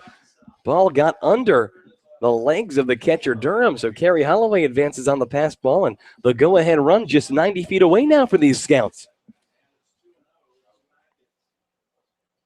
Yeah, and I'll tell you, if a ball gets in the gap, I would not be surprised here if Chandler would try and let things fly for a triple. 2 balls, no strikes with 2 outs here. A runner at third in the top of the 5th. We are all tied up at 7. Here's the pitch, and that one in the dirt, ball 3. So Chandler ahead in this count, 3-0. It is 6th double of the year and his 4th home run already today. 3-0 pitch. Does he have the green light? And that one's going to be in the dirt, ball 4. So Chandler's aboard with a walk. No chance at the cycle this time up, but John Sharp's going to come to the plate with runners at the corners and 2 outs. The opportunity to give the Scouts the lead here in this one. We are all tied up at 7. John Sharp, he singled his first time up, came around to score the 2nd run of this game when he stole home in the top of the 1st. But he steps in, first pitch to John, and that one swung on and missed. And the very right part of the order that you want up if you're the Scouts right now, with Chandler already 3 for 3 on the day, John Sharp, who's been really hot as of late, and then Evan McDonald, an all-star on deck. Yeah, John Sharp over the last 7 games, he is hitting at a .391 batting average. The pitch and the runner Chandler Atkins goes. They're just going to let him steal there. I don't know if that's going to be a defensive indifference or what, but the count evens up a ball and a strike. That pitch on the outside. The people with the steam, they don't like that one. But now 2 runners in scoring position, and with 2 outs, a double would bring home both. 1-1 pitch, and John takes on the inside, so he moves ahead in this count 2-1. Sharp playing shortstop today. They're going to mark it as a stolen base. Okay, so that's a stolen base in the book for Atkins. 2 balls and a strike. Here's the pitch.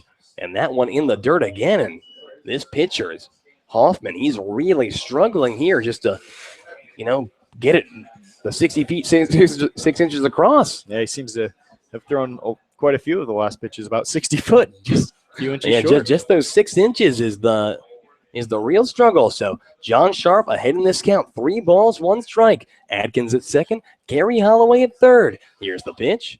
And that one's breaking ball taken on the outside, ball number 4. So John Sharp takes his free 90 feet. And the bases are juiced now for Evan McDonald.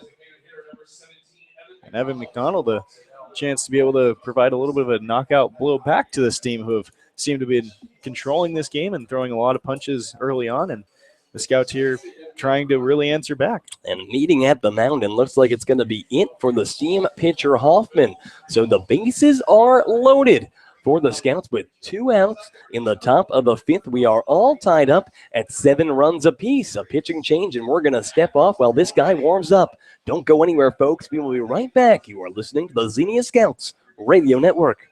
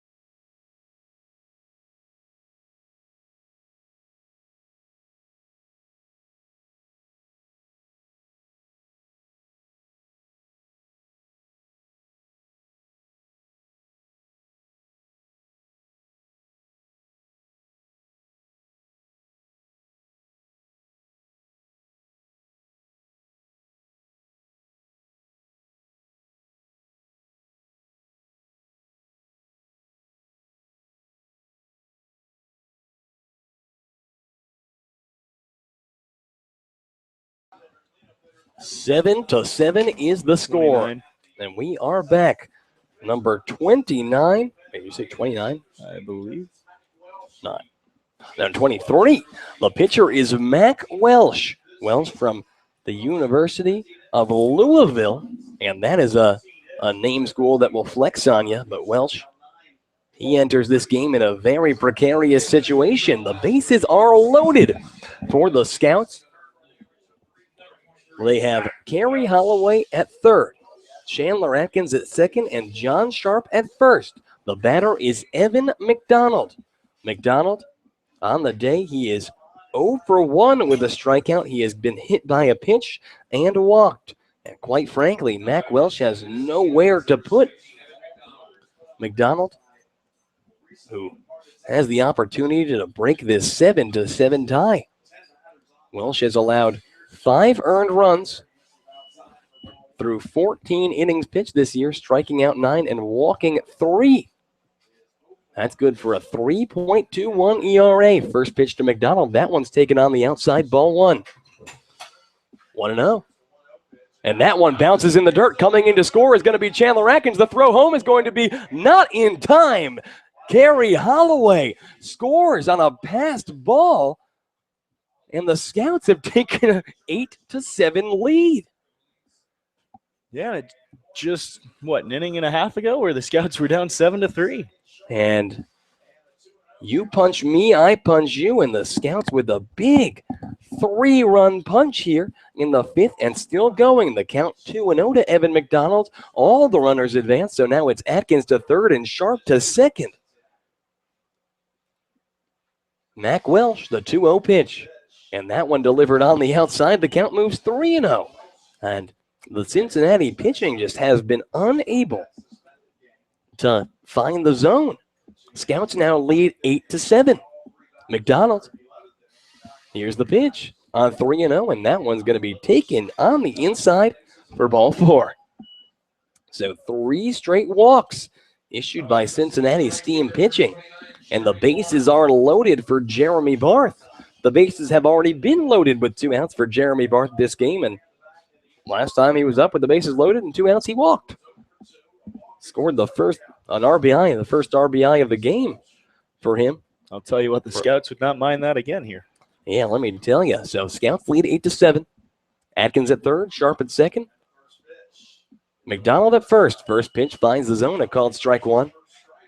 The Scouts have batted through this inning. Jeremy Barth, the 9th batter due up. 0-1 the count. Mac Welsh, he delivers. And Jeremy takes that one in there for a called strike 2. We are almost 2 hours in here, and we're only in the top of the 5th inning. A lot slower than we're used to.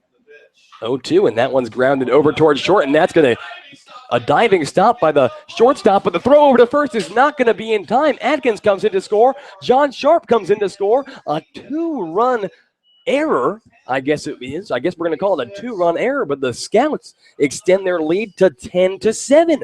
What a turn of events. It was a diving stop by the shortstop Dawkins, who could have, in theory, had time to go to second for the force to try to get McDonald, but instead gets up and tries to throw to first, brings Cole Murphy way off the bag. Barth is safe at first. Atkins comes in to score. Sharp comes in to score, and now the Scouts lead this game by a score of 10-7. And now up for the second time this inning is going to be Colt Wolf.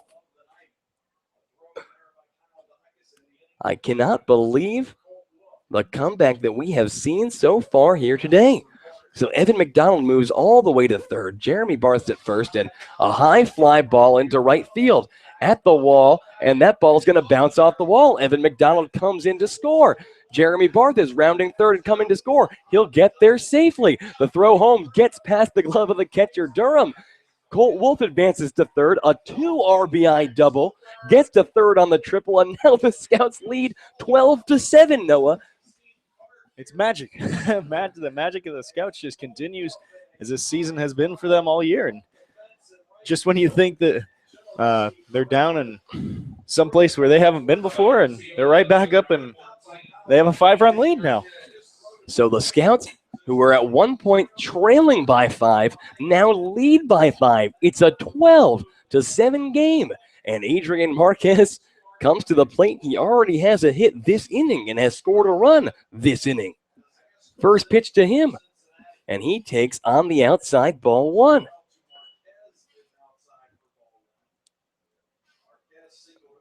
The Scouts with 5 hits or 4 hits this inning.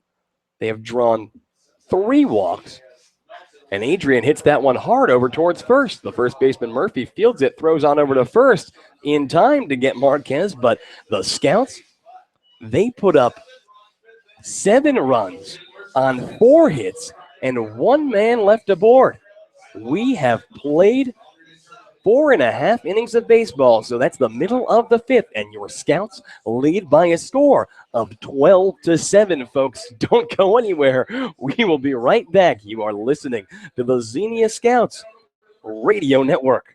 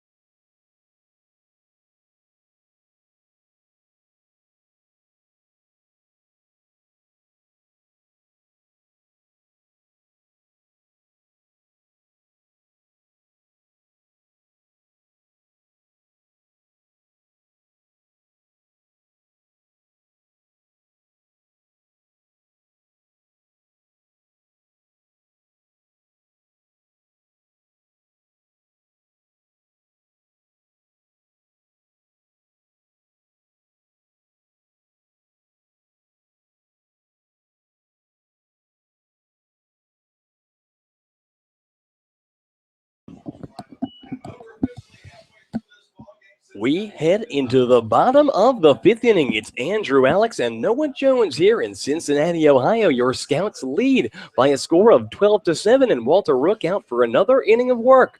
First pitch from Rook, breaking ball on the outside. The Scouts with a 7-run top of the 5th inning. And the team that was at one point down by 5 now leads by 5. And Rook out to pitch his 5th inning of work. The 1-0 pitch is fouled out of play. On the first base side, evens up the count, a ball and a strike. The batter is Andy Rozier. It's Rozier. He is from Huntington. He is 1 for 2 on the day, an RBI double his last time up. A ball and a strike the count. Rook, he delivers. And that one taken just on the outside. Don Ring can't handle it. It rolls over towards the Steam dugout, and Ring's going to take the opportunity to have a word with his starting pitcher. And Noah, let's talk about the out-of-town scoreboard. And what do we got? So for the out-of-town scoreboard right now, the Copperheads have actually tacked on one more run. So they're now ahead of the Joes at a score of 4-2 in the top of the 7th, which is really the big game as the Settlers are beating the Jazz, which is somewhat expected. Yeah, I would definitely say so. But yeah, the big news going on is the team that is tied with us currently, the Hamilton Joes, trailing late in the game, and could be a huge break for the Scouts to be able to take a game or possibly even 2 tomorrow ahead of the Joes going into the All-Star break in the final stretch. So 3-1 the count as Rook delivers up and away. Here's the 3-1 pitch coming now. And that one's hit high in the air, but not very deep. John Sharp going from shortstop into center field, but he's going to get called off by the left fielder, Adrian Marquez, who comes in and makes the grab. That's out number 1. Mark it down as an F7. And now with 1 away, it's going to bring Casey Metzger to the plate. Metzger, he replaced Roger Dennison in the top of the 2nd. Metzger from Thomas More College, he's 0 for 1. He popped out to the catcher, Don Ring, his first time up. First pitch to Metzger, that one, a fastball on the outside part of the plate, finds the zone, called strike 1. No balls and a strike with 1 out here. In the bottom of the 5th, the Scouts leading by a score of 12-7. Here's the pitch. And that one's going to be fouled on the third base line, so Rook ahead in the count, 0-2.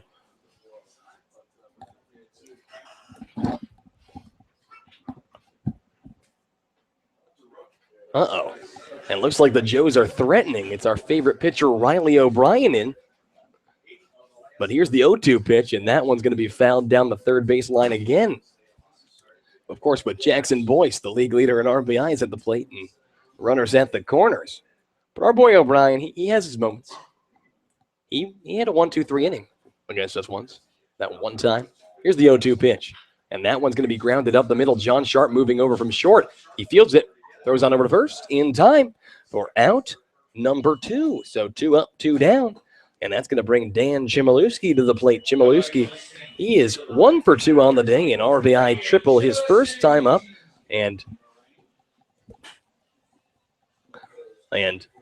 he flew out to center his second time up. But our boy Riley O'Brien actually got out of the inning. He struck out Jackson Boyce looking. But first pitch to Dan Chmielewski is fouled back over the screen. So 4-2 lead for the Copperheads is big time, of course. The Scouts are going to have to play the Hamilton Joes. And that comes right after the All-Star break. A couple of games against them. Here's the 0-1 pitch. And that's delivered on the outside, evens up the count. A ball and a strike. It's tonight and tomorrow against the Steam. And then All-Star break, 2 games against the Joes, and then 3 games against the Settlers. And that could be it. Oh, that is it. And that'll be it for the regular season. That'll be it for the regular season, but the real season's the postseason, as they say. And Walter Rook delivers a 1-1 breaking ball in the zone, a called strike 2. So 1 ball, 2 strikes, but 2 outs here in the bottom of the 5th. Rook, he looks to Don Ring and delivers. And that one taken on the outside is going to even us up 2-2. Rook is 71 pitches in here through 4 2/3 for him. And here's the 2-2 pitch. And he delivers low and away again, so the count goes full. 3 balls, 2 strikes. The batter, Dan Chmielewski from Michigan State University. Michigan State located in East Lansing, Michigan. Here's the 3-2 pitch. And that one's grounded right back at Rook, who fields it on one hop. Underhand toss to first in time for out number 3. A 1-2-3 inning for Walter Rook. He has retired 6 in a row. No runs on no hits and nobody left aboard for the Cincinnati Steam in the bottom of the 5th. We have played 5 and the Scouts lead the Steam by a score of 12-7. Don't go anywhere, folks. We will be right back. You are listening to the Xenia Scouts Radio Network.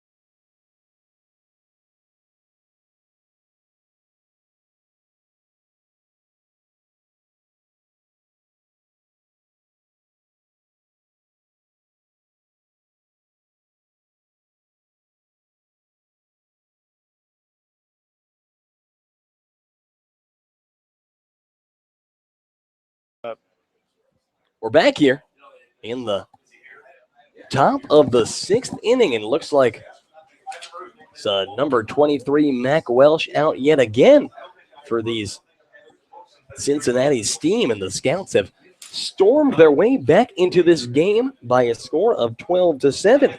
Walter Rook, you had a 1-2-3 inning in the bottom of the 5th, and the Scouts trying to hold on here. And it's going to be Don Ring, Kerry Holloway, and Ryan O'Hearn to bat here in the top of the 6th. Ring, he's 0 for 2, but a very, very key sac bunt last inning that helped set up the Xenia absolutely monumental inning. But now Don Ring, of course, he's the catcher from Hillsdale College. Ring, he steps in. The pitcher, Welsh. First pitch from him. And Don grounds that one hard over towards second. The second baseman, Beckner, moves over, fields it, throws on over to first in time for out number 1. So 1 pitch, 1 out to get Don Ring. And it's going to bring Kerry Holloway to the plate. Kerry, he is 2 for 3 on the day. He has scored a couple of runs and an RBI as well. So Kerry having himself quite a day. And the Scouts, who have just shown that they are a never-say-die kind of team, and looking to extend upon their lead here. Holloway steps in. He awaits the first pitch. Shows bunt, pulls back. That ball is taken long.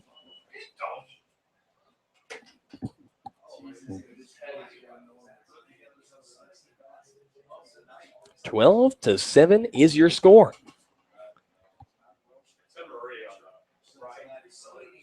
And Kerry takes way on the outside, so he's ahead in this count 2-0. Holloway's up. Ryan O'Hearn due up next. A couple of guys that have been just so productive in bringing the Scouts back into this game. And Kerry hits that one past the glove of a diving third baseman and then a diving shortstop. That one's going to roll into left field. Another hit for Kerry Holloway. His 3rd single of the day. And stays hot as of late. Stay hot as of late. Like we said, he was batting .313 over the last 7, and that number just continues to jump. And now it's back to the top of the order. The Scouts are batting for the 5th time through, and it's going to bring Ryan O'Hearn to the plate. And looks like whatever that was, like a time was called, and the umpires meet, and they throw something towards the Scouts dugout, which is caught by Chandler Atkins. And doesn't matter because we are back on. Ryan O'Hearn, he is 1 for 3 on the day, but he scored the game-tying, or he drove in the game-tying run on a grounder over towards first that brought home Adrian Marquez. He takes a first pitch strike, O'Hearn. He has scored a run as well. He singled back in the 4th, batting for the 3rd inning in a row. 0-1. Carrie Holloway leads from first. Pickoff attempt to try to get him is not going to be in time.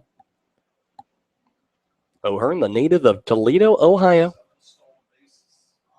Big Notre Dame fan. He'll talk about it. And he hacks it 0-1, fouls that one out of play on the third base side. Moves the count to 0-2 with one down here. It's O'Hearn to the plate. Chandler Atkins due up next. Atkins, if we get to him, is just a triple away from the cycle. I say just a triple as if it's so easy, but it's possible for him. No doubt in my mind, no doubt in really anyone's mind. 0-2 pitch. Ryan watches way on the outside, moves the count, a ball and 2 strikes.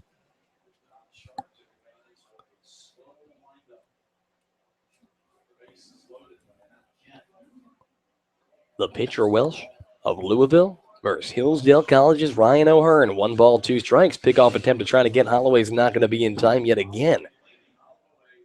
Holloway had to dive back in there, though. That was more of a close call than we've seen for sure. But 1-2.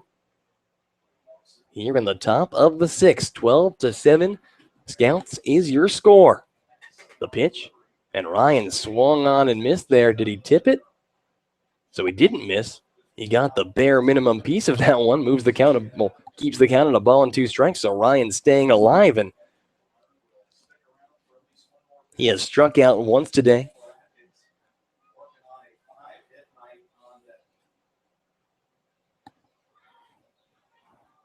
And he steps out.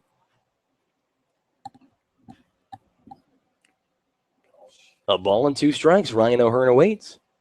The runner Carrie Holloway goes. Ryan swung on and missed. Holloway going towards second, and he will steal that one safely. So Ryan O'Hearn goes down swinging for out number 2, but Carrie Holloway moves himself into scoring position, and the batter, Chandler Atkins, comes to the plate. Atkins is 3 for 3 on the day. He has singled, he has doubled, he has hit a home run, and he has walked. Reach on an error, get hit by a pitch and triple, and you get like the super cycle, but let's focus on the regular cycle here.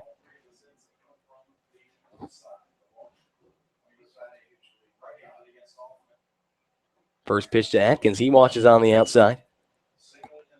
Chandler has been just such a huge part of this comeback and really gave the Scouts a second life with that home run back in the 4th that brought it from a 7-3 game to a 7-5 game. Throw to second, goes into center field to try to pick off Holloway. Carey just gets up and moves over to third, and the Cincinnati team just can't seem to help themselves, Noah. It's kind of like we saw last night in Richmond. Yeah, just errors, wild pitches, walks. I mean, whatever you call it, the team just seem to be doing right now, and not necessarily all these runs have been earned tonight, and a few have been just given, which have very much helped this comeback effort. And we appreciate it. The 1-0 pitch. Chandler takes that, a called strike, evens up the count, 1-1 here. Carrie Holloway, the man at third. There are 2 outs here in the top of the 6th. Chandler Atkins. The 1-1 pitch. And he watches off the plate. Moves the count 2-1. Atkins, Knoxville, Tennessee guy. Lipscomb University, that's a mid-major size Division I school in Nashville, Tennessee. The 2-1 pitch, and that one does find the zone, even as it's up 2-2. Chandler has scored 3 runs tonight, driven in 3 runs tonight. 2-2 pitch, and he hits that one high in the air to center field. The center fielder Hall tracks under it and makes the grab for out number 3. So no triple there, but he will have at least one more chance. No runs on 1 hit and 1 man left aboard. We have reached the middle of the 6th inning, and the Scouts lead the Cincinnati team by a score of 12-7, folks. Don't go anywhere. We will be right back. You are listening to the Xenia Scouts Radio Network.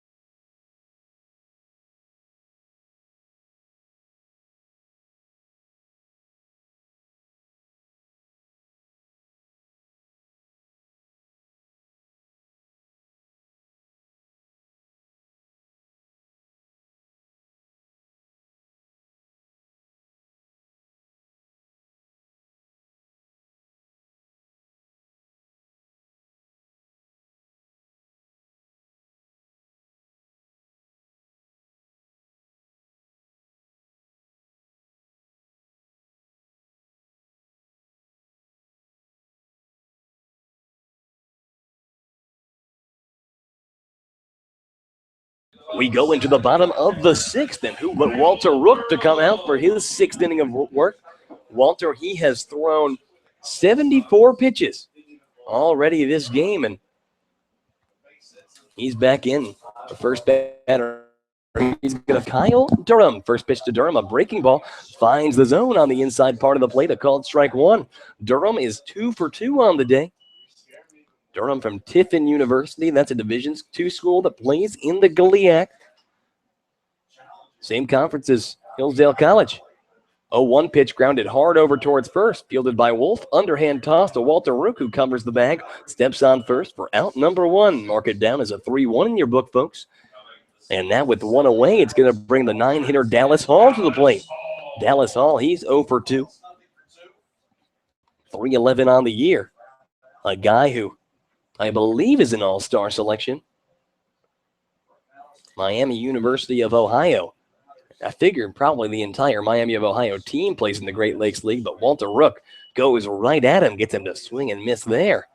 Count 0-1. At Miami of Ohio, Hall was a .263 hitter with 15 RBIs for the Red Hawks.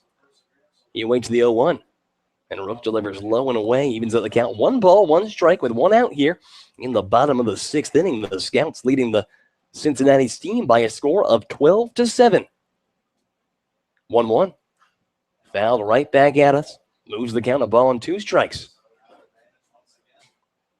It has been a whirlwind of an evening, to say the least.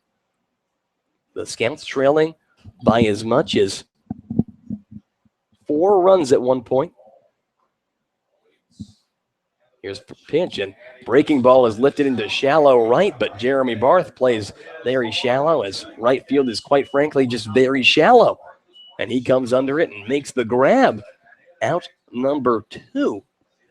So that, at another ballpark could have been a bloop shot to right, Noah, but just the shallow right field area really coming to, Rook's advantage there, as it kind of has killed him a couple other times, especially earlier in this game. But now Rook, who is retired 10 straight, looking to get his 3rd straight 1-2-3 inning, and looks like he will. First pitch is hit high in the air to shallow right. Coming under it, Colt Wolf. He makes the grab for out number 3. So the 3rd straight 1-2-3 inning for Walter Rook IV. That's no runs on no hits and nobody left aboard. We have played 6. The Scouts lead this game by a score of 12-7. Don't go anywhere, folks. We will be right back. You are listening to the Xenia Scouts Radio Network.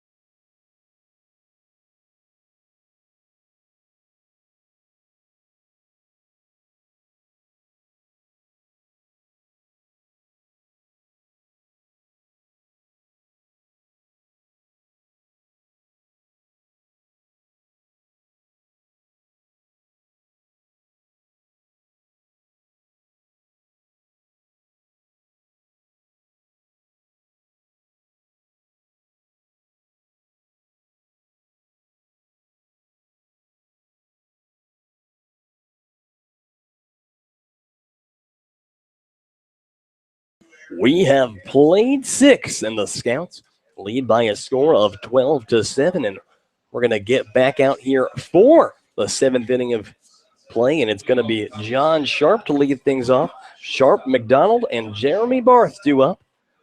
John, he is 1 for 3 on the day, has scored a couple runs, one of them on a stolen base that he stole home. He walked his last time up. First pitch to John Boy. Here it comes. And he shows bunt, pulls back, taken for a ball. We are 2 hours and 15 minutes into this one, still in the 7th inning, and the 12-7 score. That explains a lot as John takes breaking ball down the plate. A called strike one, evens the count up, 1 ball, 1 strike. John comes into the game hitting at a .329 mark. That's top 10 in the league. 1-1, and John hits that one hard over towards short. The shortstop, Dacus, cannot field it as the ball bounces off his glove and into left field. So that's going to go down as probably an error. Yeah, it should go down as an error. It was kind of an unfortunate It's like hop it's for him. it's like a forced error, sort of. Yeah. But it's still going to be an error. So John's aboard. He takes the offer, but you know how Bubba Cates talks about he'll give you credit for the hit on balls that you just whip at people. And John did just that. So occasionally that'll happen. And the leadoff man's aboard here for Evan McDonald. First pitch to McDonald. And Evan fouls that one right back towards the third base line. The count goes 0-1. Evan, he has been walked twice and hit by a pitch today. So technically he's 0 for 1. But obviously he is doing work here today. And has been a very big part of this game. Breaking ball on 0-1. That one's lifted into shallow right center field. That's going to drop and roll slowly. John Sharp moves over to second. Evan McDonald has his first hit of the day. Now he'll be 1 for 2. Now he's 1 for 2. Yeah, so slowly working. 1 for 2 when you've been on base 4 times. It does help the old on-base percentage, though. That it does. But still with nobody out, and the Scouts have runners at first and second base here in the top of the 7th. And Jeremy Barth comes to the plate. Jeremy, he is 0 for 2, but a big-time error by the shortstop that came off of his bat ended up really extending the inning and turning it from a situation where the Scouts were going to leave with a 1-run lead to, extending the inning and allowing them to put up a 7-run inning and lead by 5 after it was over. But now Jeremy, he bats with runners at first and second and nobody out. He steps in, he bats from the left side. First pitch coming now, and Jeremy swings and misses there. The count goes 0-1. Barth, 20 RBIs on the year. Still hitless on the day. Call it 0 for 2. 0-1. Jeremy watches on the outside, evens up the count, a ball and a strike. Barth, he's just really struggled of late, but numbers haven't been killed because he had such a phenomenal start to the season. He was batting up to .333 as recent as like 2 weeks ago. That's kind of where he peaked. And then it's kind of been a slow decline since then, but when he can get back into his groove, and hopefully he will going into the playoffs because he's such a big piece of this Scouts offense. Here's the 2-1 pitch, and that one delivered way on the outside, so a 3-1 hitters count to Jeremy Barth now. Barth, 22 years old, going into his 5th year of collegiate baseball with the Biola Eagles. He awaits the 3-1 pitch now. And that one delivered way on the outside, ball 4. So Jeremy Barth walks for the 2nd time today. And the Scouts have loaded the bases with nobody out here. And Mac Welch from Louisville has just struggled to find the zone. And the Scouts trying to pick up a big win, but looks like the Copperheads, their lead has been cut to 4-3. So they are now in the bottom of the 8th. Hamilton has one more shot in the top of the 9th. So we'll keep you updated on that one. But in the game that's going on right now, the bases are loaded with nobody out for Colton Wolf. First pitch, and Colton grounds that one over towards third. They're going to go to home for the force. That's one out. The throw over to first is in time. So mark it down as a 5-2-3 double play. And that's a quick 2 outs that this pitcher, Mac Wells, so desperately needed. So, yeah, and a little bit of a buzzkill to the offense of the Scouts. Yeah, no kidding. So 5-2-3 double play, and now 2 away. It's runners at second and third for Adrian Marquez. Here with 2 down now in the top of the 7th. First pitch to Queso. He takes on the outside. Marquez is up. He is 1 for 3 on the day. 0-1 pitch to him. And he grounds that one over towards first and past the glove of the second baseman. Coming in to score is Evan McDonald. And Adrian Marquez is going to advance to second on the throw home. So an RBI single from Adrian Marquez extends the Scout lead to 13-7. And Queso coming up in a big spot there, reminiscent of the hit he had to end the Galleon game. So it's runners at second and third and 2 outs again. And Marquez at second, talking to Kyle Dawkins, the shortstop for the team, their Wright State teammates. And now it's going to be Don Ring up to bat with runners at second and third and 2 outs. Ring is 0 for 3 on the day. First pitch, Don watches low and away, ball 1.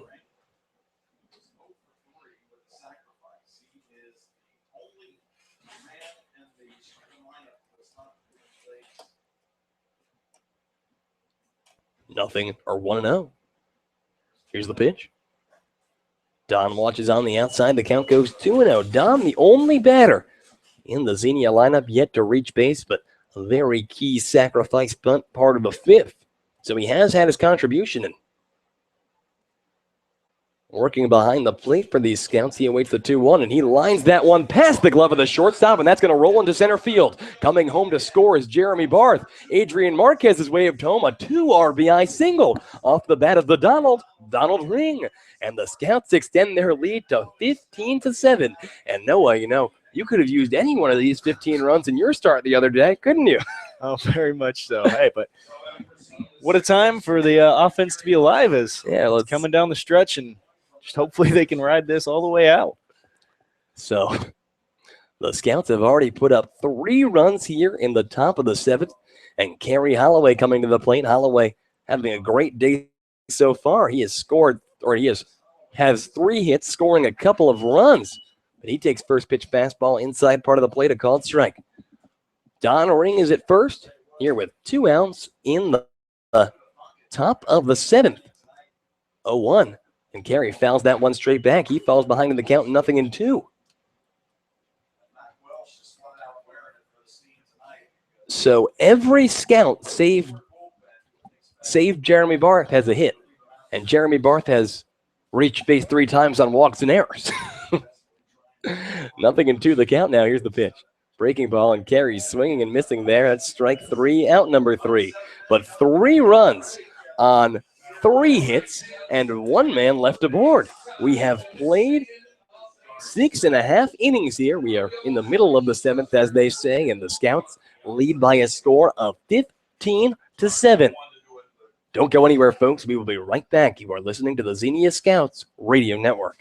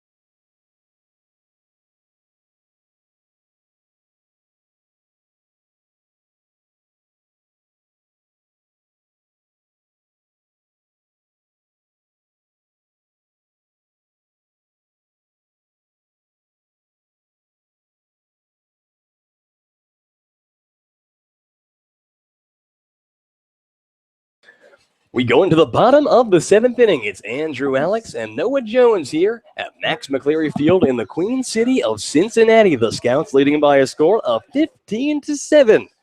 And Trent Wood is in to relieve Walter Rook. Walter, he is in line for the win. It would be his 5th win of the year, and that would tie him for the league lead in wins. And that would also give him the most wins on the Scouts. Sorry, Noah. But first pitch from the reliever, Trenton Wood. That one is upstairs, and the second pitch is inside. So he is behind in the count 2-0 to Kyle Dacus. Dacus has reached base twice, but 1 for 3 on the day. A double back in the second.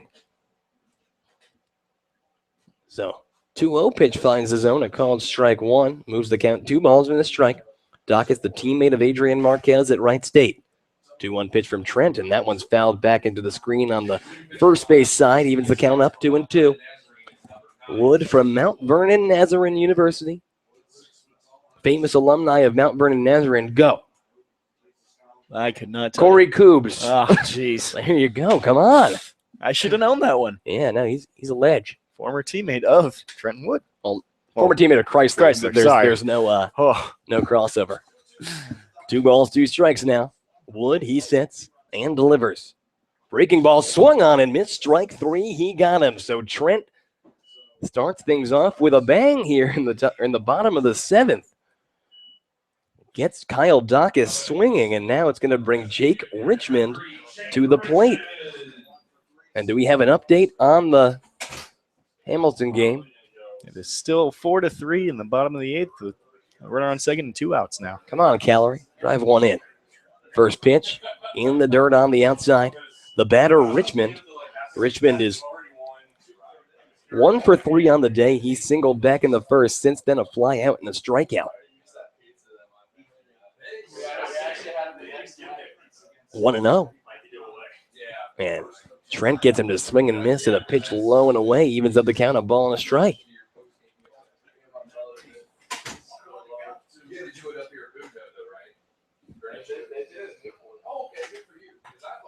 One. Swing and a miss there, and Wood brings the heat. Blows it by him. 1 ball, 2 strikes with 1 out here.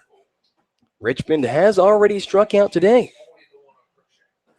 Trent, the 1-2 pitch now. And that one's hit high in the air on the infield. Shallow right, make it, and Colt Wolf steps back a couple steps and makes the grab. That is out number 2. So 2 have come to the plate to face Trent Wood, and 2 down already. And it's going to bring the very dangerous Cole Murphy to the plate. You talk about the Scouts' success, or the team's success in the beginning of the game, and you can account that to the amount that Cole Murphy came to the plate.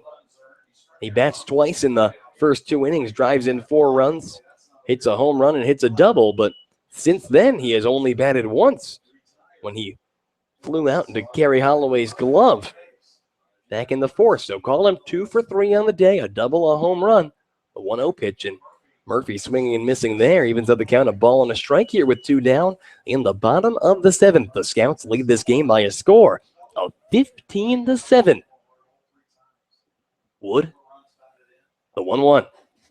And that one delivered upstairs and away, moves the count 2-1.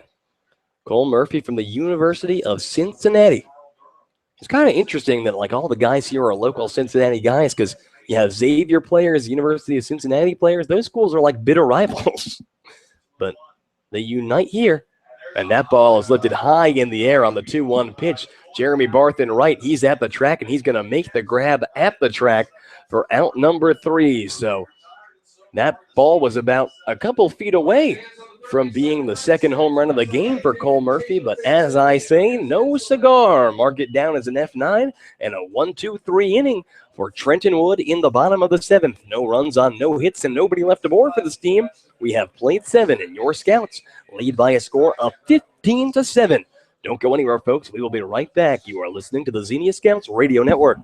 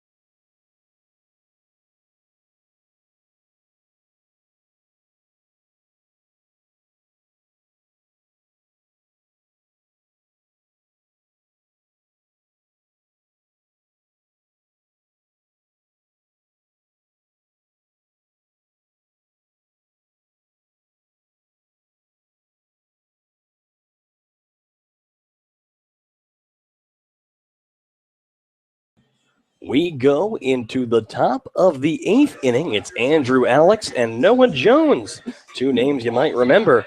And we have been playing baseball for over 2.5 hours now, but it's been 2.5 hours of fun as the Scouts lead by a score of 15-7. A new pitcher into the game for the Cincinnati Steam. It's number 22, Ty Hecker, correct pronunciation. He's from College of Charleston. That's a Division I school in Charleston, South Carolina, and he will face the top of the order for the Scouts. That's Ryan O'Hearn, Chandler Atkins, and John Sharp due up in the top half of the 8th. So Hecker, here's the first pitch from him, and that one delivers low and away. Ball number 1. The batter is Ryan O'Hearn. O'Hearn, he is 1 for 4 on the day. He has reached base twice. Brought one home as well on a ground out. A 1-0 pitch. And that one taken on the inside. Hecker has a 10.64 ERA on the year. That's through 11 innings pitched. He has allowed 13 earned runs through 11. And Ryan hits that one high in the air in foul territory on the first base side. The first baseman Murphy's chasing over. Obstructed view. I can't see it. Does he make the grab? No. So it moves the count of ball and 2 strikes. Ryan has struck out twice today. He has walked, extend that lead. 31 walks becomes 32. Working to get the lead to build him a trophy. But the Scouts have, if you weren't tuned in all day, the Scouts have mounted such a phenomenal comeback today. They were at one point trailing 7-3. And now they lead 15-7. The 1-2 pitch to O'Hearn bounces in the dirt. Evens up the count, 2 balls and 2 strikes. Yeah, just 12 unanswered runs by the Scouts, and that'll give you an 8-run lead. That'll do it, yeah, exactly. And, underlying story, Chandler Atkins going for the cycle. Basically, everyone on the Scouts has just really been performing all day. On the offense. 2-2. And Walter did struggle through the first 2 innings. But after that, it was just smooth sailing. Like it was like some bad version of Walter was in for 2 innings, and then he went right back to his old self and was just so effective at the end of the game. But now the count goes full to O'Hearn. 3 balls and 2 strikes. Here's the pitch. And Ryan takes that one in there for a called strike 3. He does not like the call. I do not like the call. No one likes the call. But that's a strikeout looking for out number 1.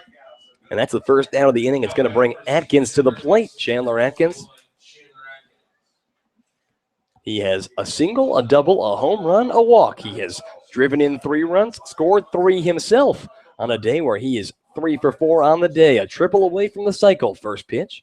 And that one's taken on the outside. Ball number 1. Ball gets past the glove of the catcher, Durham. Durham has been just worked all day behind the plate.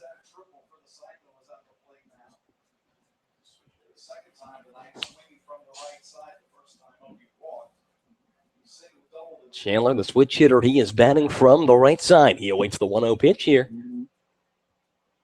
And that one low and away, ball 2. So Atkins ahead in the count, 2-0. Atkins tied the team lead with 4 home runs on the season. He ties his buddy Adrian Marquez, moves to 29 RBIs on the year, and he watches a 2-0 pitch in the dirt on the outside. The count moves 3-0. And Atkins, I would swing at 3-0. Yeah, I'm sure that Bubba Cates will be giving him the green light here with an 8-run lead. 3-0. And that one's low and away, ball 4. So Atkins might not have his shot at the cycle as he walks, but the on-base percentage helps. And obviously, 3 hits and 2 walks. Yeah, 3 hits and 2 walks. He has reached base 5 times. And, it would take a lot more. It would take another inning of offensive success to bring Atkins back up in the 9th to have another shot at it, but which is not unheard of. Not unheard of, but his buddy John Sharp now to the plate. First pitch to John. And John watches low, ball 1. So 5 straight balls thrown by the pitcher, Ty Hecker. Sharp has reached base 3 times, a single, a walk, and an error. And he fouls the 1-0 pitch right back into the screen, evens up the count, a ball and strike. Sharp, the team's leader in batting average. Chandler Atkins with the 3-for-4 night might actually give John a run for his money. Or at least get it close. It could, 3-for-4 can bring your average up 10 points. The runner Atkins goes, and John fouls the 1-1 pitch right back into the screen to send him back. We're looking at the Hamilton game right now, and the Joes have put runners at the corners in the top of the ninth. They trail by a score of 4-3, and now there's one out. So a double play ball, hopefully, for the Copperheads. Go Copperheads.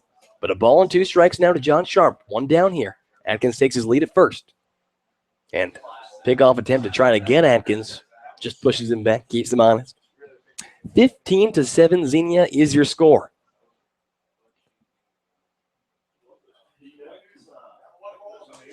Sharp awaits.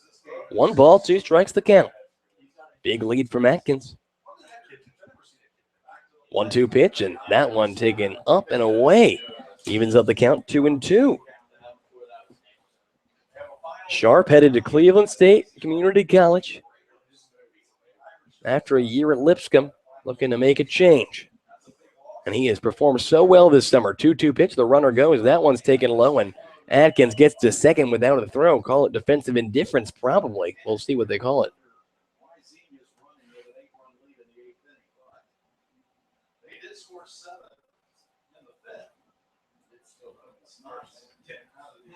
So Atkins over to second. 3-2. And that one is low and in, ball 4. So a couple walks have put Chandler Atkins and John Sharp at first and second here with 1 down in the top of the 8th. And that's going to bring Evan McDonald to the plate. McDonald, he is 1 for 2 on the day, but he has reached base 4 times. A couple of walks and a hit by pitch to go along with that hit. And they're going to call Chandler, or are they going to say that Chandler has a stolen base? So Atkins, here's the first pitch, and that one's in the dirt. Atkins going to look over towards third as the ball bounces past the catcher, Kyle Durham, but he'll watch it go, and Atkins will stay put. They count a ball and no strikes here with 1 down. Andrew Alix and Noah Jones here in the top of the 8th. The Scouts leading this game by a score of 15-7. The victory will tie their franchise record for wins in a season, or a regular season. 1-0 pitch.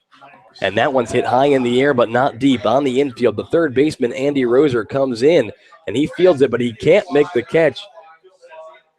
Oh, they're going to call it the infield fly rule, though. So even though he dropped it in foul territory after losing it in the lights, the runners do not advance and mark it down as out number 2 on the infield fly. So now with 2 on and 2 out, it's going to bring Dad, a.k.a. Jeremy Barth, to the plate. Barth is 0 for 2 with 2 walks. He has reached base 3 times. First pitch to Jeremy. And he takes a pitch low and away, ball number 1. Barth from Biola University, the native of California. He will be participating in the All-Star game this upcoming Tuesday alongside Evan McDonald, Jorge Lozano, and Matthew Wade. Here's the 1-0 pitch. And Jeremy hits that one in the air to shallow right center field, and taking a couple steps back is the second baseman Beckner, who makes the grab for out number 3. So no runs, no hits, and 2 men left aboard. We have reached the middle of the 8th inning, and the Scouts lead this game by a score of 15-7. Don't go anywhere, folks. We will be right back. You are listening to the Xenia Scouts Radio Network.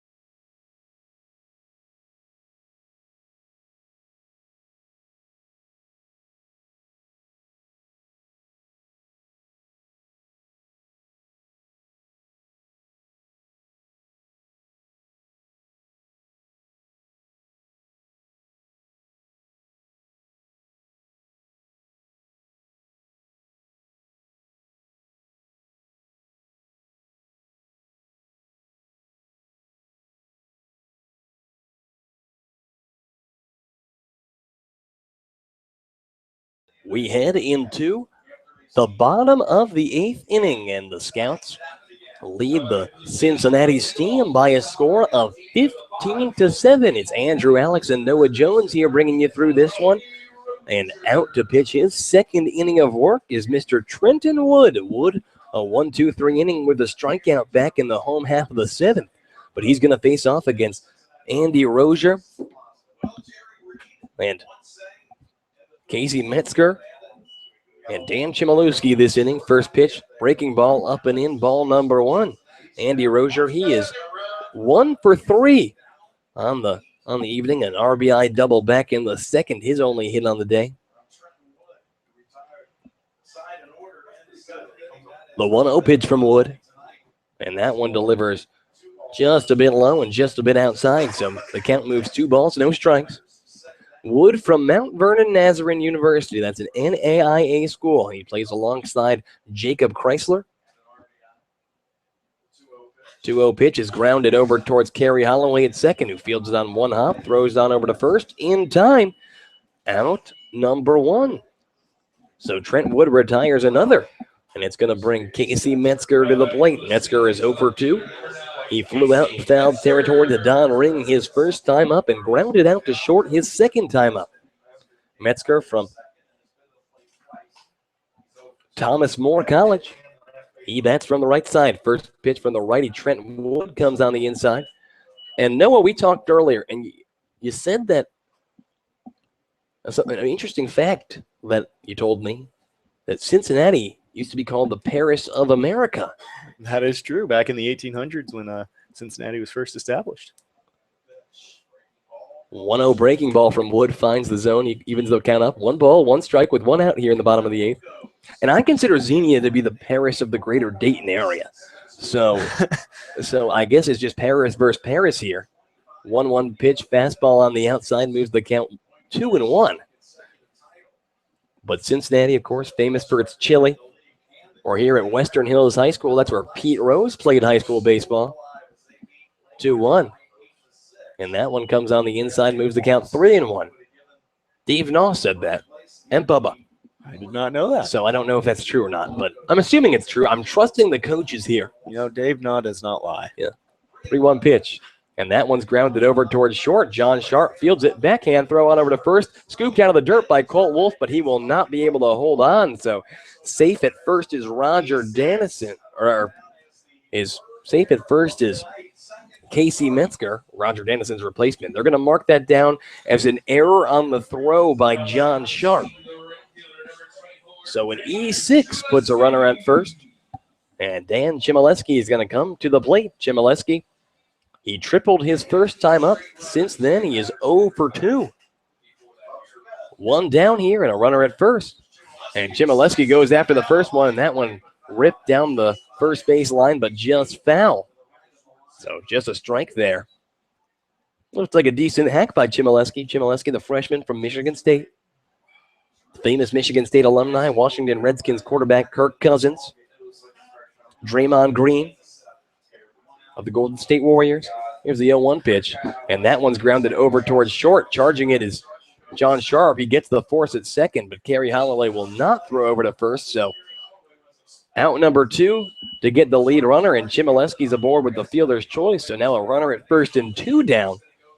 It's going to bring Kyle Durham to the plate. Durham, 2 hits on the day, an RBI single in the first, just a single in the third, and then he grounded out to the first base line his last time up.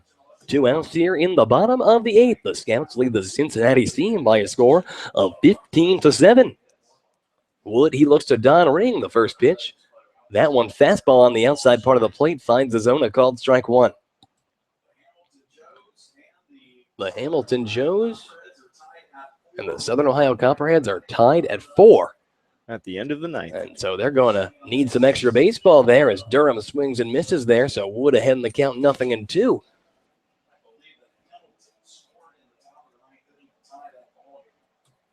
The Scouts just need Hamilton to lose. Me and Noah have been reoccurringly looking at that, but 0-2 the count. Wood, he sets and delivers, and that one's fouled out of play on the third base side. We're going to do it again.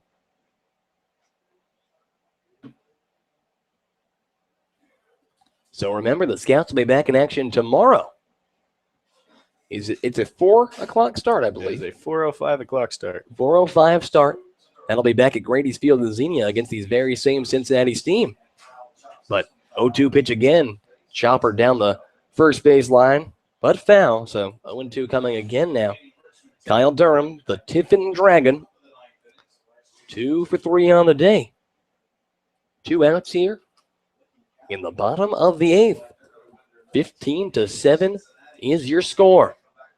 The 0-2 pitch, delivered low and away, moves the count 1-2.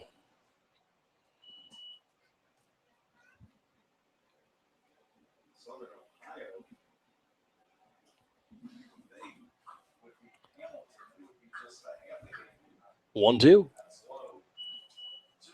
And that evens up the count 2-2.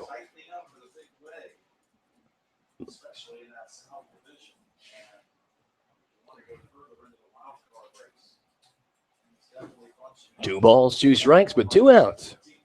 The pitch from Trenton Wood. And that one is lined over towards John Sharp at short, who underhand tosses it to Kerry Holloway, who's covering second. He steps on the bag, gets the force for out number 3. No runs on no hits, and 1 man left aboard. We have played 8, and your Scouts lead the Cincinnati Steam by a score of 15-7. Don't go anywhere, folks. We will be right back. You are listening to the Xenia Scouts Radio Network.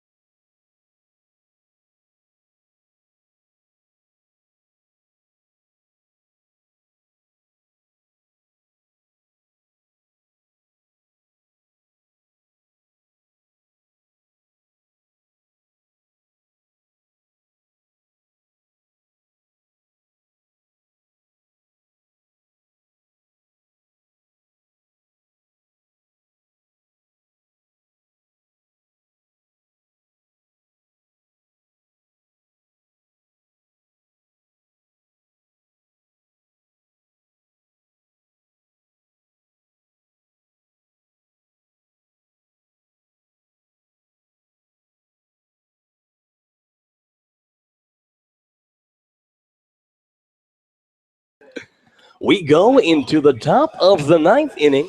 The Scouts lead this game by a score of 15-7 and are 3 outs away from tying their franchise record for regular season wins, but they get to bat at least one more time, hopefully just one more time. That would be bad if they batted 2 more times. But here in the top frame in the 9th, it's going to be Colt Wolf, Adrian Marquez, and Donald Ring due up. Wolf, he has 2 hits on the day, making 2 for 5. His last hit, a double, was very, very big in extending this Scout lead. First pitch to Colt. Breaking ball taken up and in, ball number 1. And let's look at the lines on these Xenia hitters so far today. As the 1-0 pitch goes to Wolf, and he takes a called strike. Wolf is 2 for 5. Marquez 2 for 5. Don Ring 1 for 4. Kerry Holloway 3 for 5. Ryan O'Hearn 1 for 5. Chandler Atkins 3 for 4. John Sharp 1 for 4 as Wolf swings and misses there. And then Evan McDonald 1 for 3. Jeremy Barth the only one who's 0 for 4, but he has reached base twice on walks. So the 1-2 pitch, and that one spiked about 45 feet. Yeah, about 45 feet into it. So evens up the count 2-2.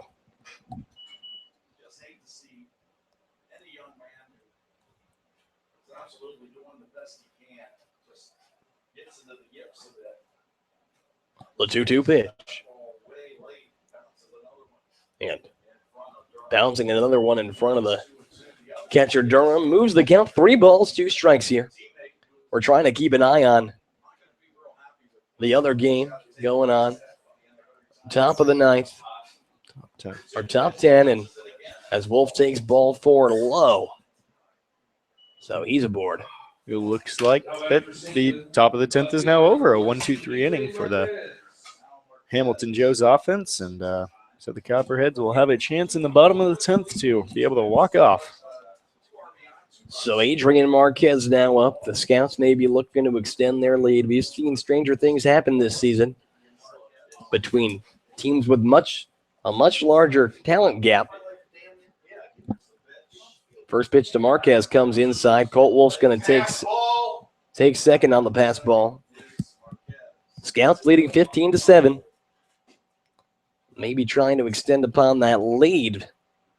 Queso, he has 2 hits on the day. Call that 2 for 5 or 2 for 4. A ball and no strikes. Marquez hits from the left side. He awaits the 1-0 pitch. And that one taken low, so struggling to find the zone here. The Scouts are coming up to the plate for their 6th time through. 2-0 the count now to Marquez. Colt Wolf's at second with nobody out here in the top of the ninth. And Queso swinging and missing there. Moves the count 2-1.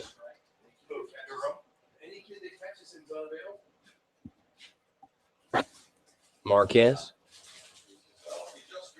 Wright State University, native of Rockford, Illinois. We have seen him do a number of things, and he lifts that one high in the air to right field. That's at the track, and that one is gone. A 2-run home run over the right field fence for Adrian Marquez, and that one is icing on the cake if I have ever seen it, Noah. He blasted that one over the high monster in right field. His 5th home run of the year, and that extends the Scouts' lead to 17-7. Adrian Marquez just teed off there, and so that ball was absolutely crushed. So for the 2nd day in a row, Chandler Atkins ties Adrian Marquez's team lead in home runs early in a game, and he eventually comes back and takes the lead again. So home run number 5. Scouts now lead 17-7. Anything you can do, I can do better. Anything you can do, I can do better. Exactly. So now the bases are cleared. Still nobody out here. Don Ring's coming to the plate. Ring, the catcher. He singled his last time up. First pitch low.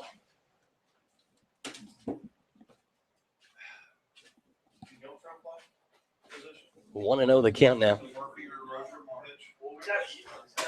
Don Ring. That's right. Good. Well, if you're looking forward to the Cincinnati 9th inning who's coming up, it'll be Dallas Hall, Zach Beckner, and Adonis. And ball 3 there. Don Ring has seen 3 pitches, all of them not finding the zone. Don is 1 for 4. Sack bunt, 2 RBIs on the single. That came back in the 7th inning. And pitch number 4 comes way inside, and Don Ring is aboard with a walk. So Don is on. That sound like Dr. Seuss. And out comes the manager for the Cincinnati team, and that might be it for this pitcher. Gary Holloway. And Cole Murphy going to come off first base and try to finish this game out for the Cincinnati team. It's 1 on and nobody out here in the top of the 9th. The Scouts lead 17-7. Don't go anywhere, folks. We'll be right back. You are listening to the Xenia Scouts Radio Network.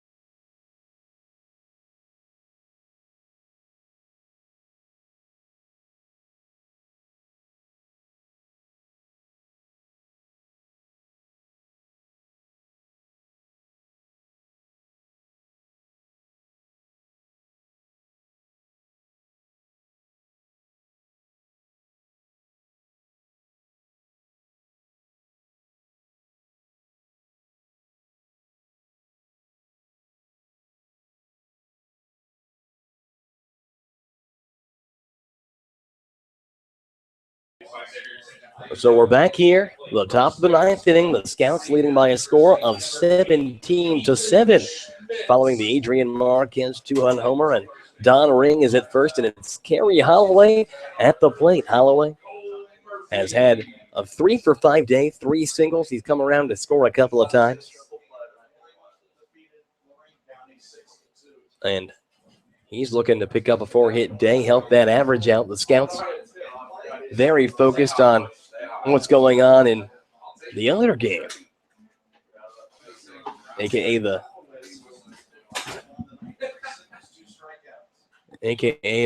Copperheads and The Joes. the Joes. Yeah, I'm losing it. Andrew's getting sleepy, but Carey fouls the first pitch back over the screen. The count goes 0-1 here. Copperheads and Joes all tied up at 4. 3 balls, 2 strikes with 1 out and a runner on in first in the bottom of the 10th. That game matters. This game not done yet. Anything can happen in baseball as Carey swings and misses. Hashtag all games matter, Andrew. And looks like they want him for – okay, yeah, I can't call 2 games at one time. I'm sorry, guys. So 0-2 the count here. Don Ring takes his lead at first. The new pitcher, Cole Murphy, the guy who hit the 3-run home run earlier in the game, he's now into pitch. And the 0-2 pitch, and Carey's swinging a miss upstairs fastball. Got him to chase there. So Carey's out for out number 1. It's going to bring Ryan O'Hearn to the plate with 1 on and his Hillsdale teammate Don Ring over at first. O'Hearn's 7th time to the plate today. He is struck out 3 times, singled, walk, and grounded out. First pitch, and Ryan lifts that one high in the air towards center. The center fielder, Dallas Hall, tracks under it and makes the grab, and Don Ring didn't realize that there was only 1 out, so they're going to throw over to first and get him there. So Don Ring, a little bit of a brain fart there, buddy. And that is so call it an F8-3 double play. So we have played 8.5 innings. We are in the middle of the 9th, and the Scouts going to try to slam the door on this one. The Scouts with 2 runs on 1 hit and 1 man or nobody left aboard, I guess. We go into the bottom of the 9th. The Scouts lead by a score of 17-7. Don't go anywhere, folks. We'll be right back. You are listening to the Xenia Scouts Radio Network.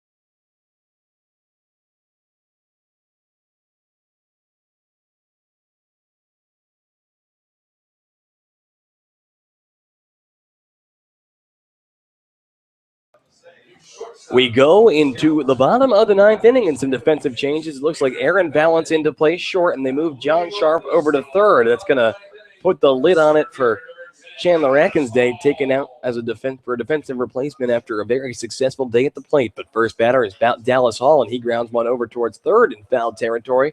It's going to drop to the left of the bag, and the count goes 0-1. Hall is over 3 on the day. 311 hitter on the year, a left fielder from Miami University of Ohio. And Trent Wood in to pitch his 3rd inning of work. He is not allowed to hit thus far, and he grounds that one a chopper back over the mound. Wood makes the play, throws on over to first in time. And a very athletic play. A very athletic play at that, kind of making the over-the-shoulder grab there on a high hop in front of the mound, but mark it down as a 1-3 in simplest form. And now back to the top of the order for what we hope to be the final time here with Zach Beckner coming to the plate. The Scouts lead by a score of 17-7 with one out here in the bottom of the ninth.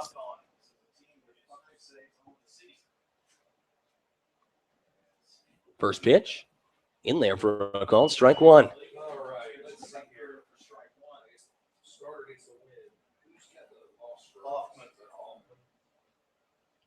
The one pitch. And that one's fouled back over the first base side dugout, so the count goes 0-2. The batter, Beckner, he's 0 for 4 on the day, reached on an error his first time up. Since then, a strikeout, a ground out, and a flyout. The 0-2 pitch from Wood. Delivered on the outside, moves the count 1-2. Trent Wood, a great guy. Native of the state of Ohio. 1-2 pitch. He delivers low and away. Breaking ball evens up the count 2-2. Wood was recruited onto this team in a phone conversation in a Bob Evans. When call it late enough in the season that I was, or late enough in the process that I was already in Xenia. As 2-2 pitch delivered on the inside makes the count 3-2. But to be fair enough, Andrew, you did come to Xenia a little bit earlier than a lot of players did. I mean, in one day before you. 3-2 pitch. And that one's a slow roller over towards third. Charging is John Sharp. He barehands it. Throw on over to first is going to be not in time. So he beat it out. Beckner picks up his first hit of the day, an infield hit, and a very valiant effort by John Sharp, who's now manning down third base. But, I mean, you got to be a crazy athlete to make that play. That you do. Actually, funny. One of my first jobs here, because when you're a broadcaster and an SID during training camp, it's a pretty mundane, boring job. But I did have the opportunity to pick up some players from the airport, so I picked up Noah from the airport. As Kyle Dawkins comes to the plate, upstairs fastball, 1-0 the count here with one down and a runner on. And little did you know how much time you'd spend with him. No kidding. Little did I know how hard it would be to broadcast without a broadcast partner, so you've helped me a lot. We've had some fun up here. And then you have some fun when you're pitching, so I have some fun when you're not up here as well. 2-0 the count. The pitch from Wood, 2-0. That one does find the outside part of the plate, moves the count 2 balls and a strike.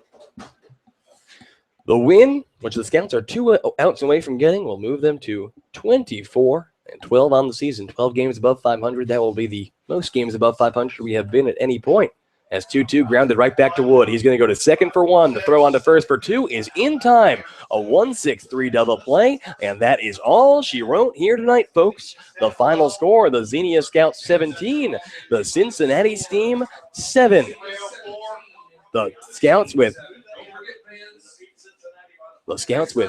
17 runs on 15 hits and 3 errors. The Steam with 7 runs on 9 hits and 4 errors. The winning pitcher, Walter Rook IV. That is his 5th win on the season. That ties him for the league lead in wins. The losing pitcher is going to be, gosh, that had so many pitchers. It's going to be Hoffman, Zach Hoffman. So he picks up the loss. Nobody gets the save. So, not that much that can be said for this game. Pretty much everyone did well. That they did. Some people did especially well. And, a big win, but, tomorrow the resets to 0-0, and we have to take on this very talented Cincinnati team yet again for the final time. That game is set for 4:05 Eastern Standard Time. That game will be played at Grady's Field. You can attend the game for free, or as always, catch the game right here with me on the Xenia Scouts Radio Network. So, and Noah, you're probably going to be here tomorrow? Or? I will be here tomorrow. Okay, so that's good. So Noah will be up here too. Unless Bubba tries to make him throw in relief. That would be nuts. So the final score, the Scouts 17, the Steam 7. We don't know what's happening with, actually, I could call this game right now. The bases are loaded, and the Southern Ohio Copperheads win So the Scouts are in sole possession of first place. What a time to be alive. Good thing we had a long post-game show. So the Scouts now take sole possession of first place. They are a game ahead of the Hamilton Joes as they will try to take sole possession of first place. And we still have a lot of games left to play, but that is finally picking up a game on them and getting first place for ourselves is huge. So I am Andrew Alix. He is Noah Jones. And for everyone with the Xenia Scouts Daily, we'd like to thank you for joining us here tonight, folks. We wish you a safe night, and God bless.